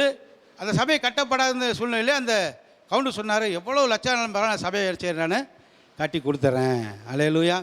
கட்டி கொடுத்தது மாத்திரம் இல்லை, குடும்பம் இன்றைக்கு என்ன செய்கிறார்கள், ஆலயத்திலே சாட்சியாக இருக்கிறார்கள். காரணம் என்ன, தனி மனித சுவிசேஷம் ஒரு மனுஷியை தொடுமானால் நிச்சயமாகவே எழுப்புதலை தேவன் உருவாக்குவாரானால், ஒரு பெரிய சபையை கட்டி கொடுக்கக்கூடிய ஒரு அனுபவத்துக்குள் ஒரு மனிதனை கொண்டு வருவாரானால், நீங்கள் நானும் செய்கிற ஊழியத்தின் மூலமாக, நீங்கள் நானும் செய்கிறதான ஒரு சுவிசேஷத்தின் மூலமாக, அபிஷேகம் மூலமாக மரித்து போன அநேகர் உயிரோடு எழுப்ப முடியும். அல்லேலூயா. அல்லேலூயா சொல்ல மாட்டீங்களா? அல்லேலூயா. உங்களால் முடியுமா முடியாதா? முடியும்னு சொல்கிறவங்க அல்லேலூயா சொல்லுங்கள் பார்க்கலாம். ஆமென். என்னால் முடியா, நான் சொல்லுகிறதான சுவிசேஷத்தின் மூலமாக, எனக்குள்ள அபிஷேகத்தின் மூலமாக வியாதிஸ்தலை சுகமாக்க முடியும். அல்லேலூயா. அந்த வரத்தை எனக்கு கொடுத்திருக்கிறார். அல்லேலூயா. விசுவாசிக்கணும், நம்பணும். நீ அப்படி செய்யும்போது என்னாகும், அந்த மாய வித்தைக்காரன் என்ன பண்ணுறான், பணத்தை கொடுத்து வாங்கலான்னு நினைக்கிறான். பணத்தை கொடுத்து அபிஷேகத்தை என்ன செய்ய முடியாது, வாங்கவே முடியாது. அல்லேலூயா. உங்களுக்கு இருக்கிற அபிஷேகம் அது வல்லமையான அபிஷேகம். உங்களுக்கு அபிஷேகம் பிசாசுகளை துரத்துகிற அபிஷேகம், சூனியை கட்டி எடுக்கிற அபிஷேகம், மந்திரவாதிகளை துரத்துகிற அபிஷேகம். அந்த அபிஷேகத்துக்கு முன்பாக பிசாசு நிற்கவே முடியாது. அல்லேலூயா. அல்லேலூயா. அல்லேலூயா. அது என்ன அபிஷேகம்யா? பரிசுத்தாவின் அபிஷேகம். அல்லேலூயா. அபிஷேகம் நமக்கு ராஜாக்கள் நம்மளை தேடி ஓடி வருவாங்க. அப்போஸ்தலர் 9ஆம் அதிகாரத்துக்கு வரும்போது நீங்கள் சவுலை குறித்து நம்ம வாசிக்கிறோம். சவுல் என்ன பண்ணார், அநேகரை துன்பப்படுத்தி அநேகர் என்ன செய்கிறாங்க, கொலை செய்யும்படி ராஜாவோட நிருபத்தை எழுதி வாங்கி என்ன செய்கிறவர் தமஸ்குன் வழியாக போய் கொண்டிருக்கிறார். ஐயா காய என்ன செய்கிறார், போயிட்டு இருக்கும்போது வழியில் என்ன செய்கிறார், ஆண்டவனை சந்திக்கிறார். சந்தித்த போது அவருடைய பானத்திலிருந்து பெரிய ஒளி வந்து என்ன செய்ய, அவன் கண்களை என்ன ஆகுது, குருடாக்கினது. அல்லேலூயா. இவன் தடவி கொண்டிருக்கிறான். அப்போது யார் என்று விசாரிக்கிற போது ஆண்டவர் சொல்றாரு, நீ துன்பப்படுத்துகிற இயேசு நானே, நீ துன்பப்படுத்துகிற இயேசு நானே. அல்லேலூயா. உடனே நினச்சிக்கிற, ஆண்டவரே என்ன என்ன செய்ய சித்தமாக இருக்கிறீர். ஒன்று ஆண்டு கொப்பு கொடுத்தாங்க. ஆண்டு நேர்வழியாக அவனை அனுப்புகிறார். நீ போ, யோப்பா பட்டணத்திற்கு போன்னு சொல்லி அனுப்புகிறார். அங்கே போய் ரட்சிக்கப்பட மனம் திரும்புகிறான். சவுல் இன்றைக்கு பவுலாய் மாறினார். பவுலாக மாறினோடனே சவுல் என்ன செய்கிறார், ஏறக்குறைய 3 நாடுகளுக்கு சென்று சுவிசேஷத்தை என்ன செய்கிறாரு, அறிவிக்கிறார். அநேக சபைகளை அவர் ஸ்தாபித்தார், அநேக நிருபங்களை அவர் எழுதினார். அல்லேலூயா. சாதாரண மனிதனாக இருந்தவர் சவுலை பவுலாய் மாற்றுவாரானால் உங்களையும் என்னையும் பெற்றார் பெரிய காரியங்களை செய்ய அவர் வல்லமில்லவராக இருக்கிறார். அல்லேலூயா. உங்களையும் என்னையும் மாற்ற அவர் வல்லமில்லவராக இருக்கிறார். ஒரேலியா சொல்வோமா? அல்லேலூயா. ஆமென். எழுப்புதல் தேவை என்று சொன்னால் முதலாவதாக நமக்கு என்ன, நமக்கு ஒரு மாற்றம் வரணும். ஒரு ஆமென் சொல்லுங்க பார்க்கலாம். அல்லேலூயா. நீங்க மதம் மாறணையா, மாறாம எழுப்பல் வராது. மாறாத சபைக்குள் எழுப்பல் வராது. நீங்கள் நானும் மாற்றம் நமக்குள்ள இல்லை என்று சொன்னால் எழுப்புதலை காண முடியாது. அல்லேலூயா. அல்லேலூயா. ஆமென். எழுப்புதலை காண வேண்டுமானால் உங்களுக்குள்ளே ஒரு மாற்றம் வர வேண்டும். உங்களுக்கு அபிஷேகம் சாதாரண அபிஷேகம் இல்லை. உங்களுக்கு அபிஷேகம் என்ன அபிஷேகம்? ராஜாக்கள் அபிஷேகம். அல்லேலூயா. தேவன் நம்ம எப்படி வச்சிருக்காரு? இன்னைக்கு அபிஷேகித்து வைத்திருக்கிறார். அல்லேலூயா. நமக்கு அபிஷேகம் ஒரு சாதாரண அபிஷேகம் இல்லை, அது ராஜாக்கள் அபிஷேகம். ஒரு ஆமென் சொல்ல மாட்டீங்களா? அல்லேலூயா, அல்லேலூயா, அல்லேலூயா. எழுப்புதல் தேசத்தில் தேவை என்று சொன்னால் நீ என்ன செய்யணும்? மாறணும். நான் மாறாமையே எழுப்புதலை காண முடியாது. ஐயா அருமையாக பாடினார். நான் மாறவே ஆசைப்படுகிறேன், மாற்றிவிடும் அருமை நேசரே. இயேசு மாத்திட்டார் ஐயா, ஆனால் நீ இன்னைக்கு மாறாமல் இருக்கிறியே. அல்லேலூயா. உனக்குள் மாற்றம் இல்லையே. பல வருடங்களாய் விசுவாசியாக இருக்கிறாய். பல வருடங்களிலே நீ எல்லாவற்றையும் செய்ய காணிக்க கொடுக்குற தசமம் எல்லாம் சரிதான். ஆனக்குள்ள என்ன இல்லை? மாற்றம் இல்லை. அல்லேலூயா. வேல் சென்ற தேசத்தில் யுவான் ராபர்ட் என்ற ஒரு மனிதன் சுரங்க தொழிலாளியாய் வேலை செய்து கொண்டிருந்தவர். சுரங்க தொழிலாளி வேலை செய்து கொண்டிருக்கிற போது அவர் என்ன பண்ணார்னா, தூரத்தில் ஒரு 10 பல்லாங்கு தூரத்தில் ஒரு குடிகாரன் குடித்து கொண்டு அவன் என்ன செய்கிறான்? அவன் விழுந்து கிடக்கிறதை பார்க்கிறார். பார்த்த உடனே அவருக்குள்ளே அழுகை உண்டானது. அவருக்கு அந்த அழிந்து போகிற அந்த ஆத்மாவை கண்டு கண்ணீர் விட்டார். கண்ணீர் விட்டு அழுது ஆண்டத்தில் ஜெபம் பண்ணார். ஆண்டு சொன்னார், யுவான் நீ அவங்களுக்காக ஜெபிக்க வேண்டிய விஷயம் இல்லை, நீ மாறணும். என்ன செய்யுங்க? யார் மாறணும்? நீ மாறணும். அல்லேலூயா, அல்லேலூயா. நீ அவனுக்கு அழிந்து போகிற அந்த மக்களுக்காக அழுது கொண்டிருக்கிறாய். நீ முதலாவது என்ன செய்யணும்?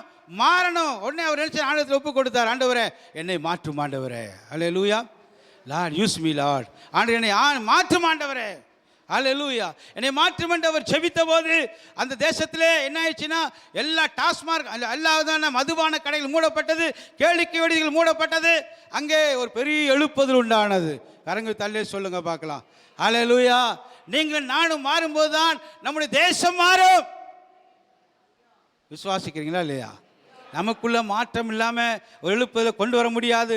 நமக்குள்ள ஒரு மாற்றம் இல்லாமல் எழும்பி பிரகாசிக்க முடியாது. அல்லேலூயா.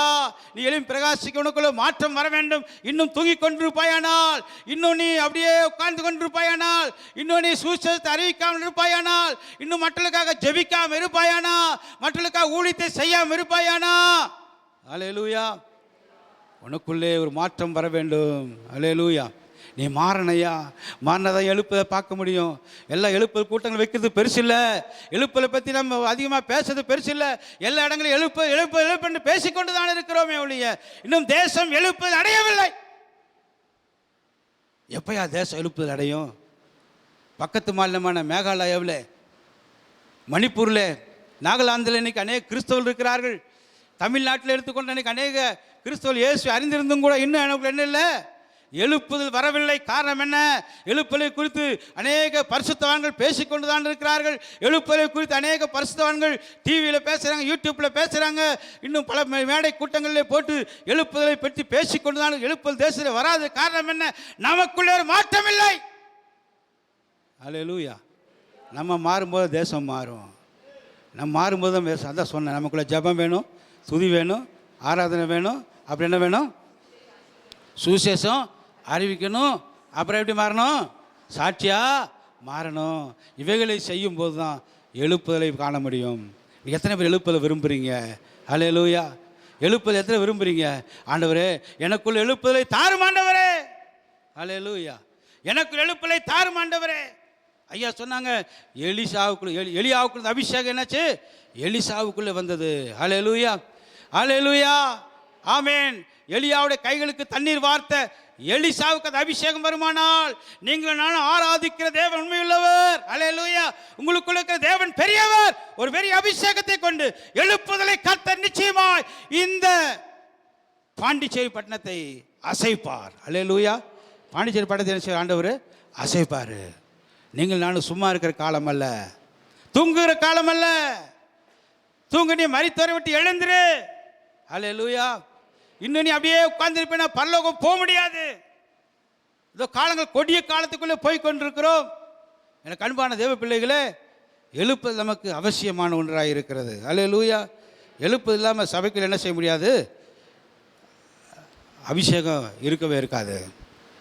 எழுப்புதல் இன்னொரு காரியம்னா, அக்கினி என்ன செய்யணும்? சபைகளில் பற்றி எரிய வேண்டும். வேதம் சொல்ல, பூமியில் அக்கினியை போட வந்தேன், அது இப்பொழுது பற்றி எறிய வேண்டும் என்று விரும்புகிறேன். பூமியில் அக்கினியை போட வந்தேன், இப்பொழுது பற்றி எறிய வேண்டும் என்று விரும்புகிறேன். இன்றைக்கி நமக்குள்ள அந்த எழுப்புதல் வருவதாக, நமக்குள்ள எழுப்புதல் வருவதாக. எனக்கு கொடுக்கப்பட்ட நேரம் முடிவடைந்தது. எல்லோரும் எழுந்து நின்று அப்படியே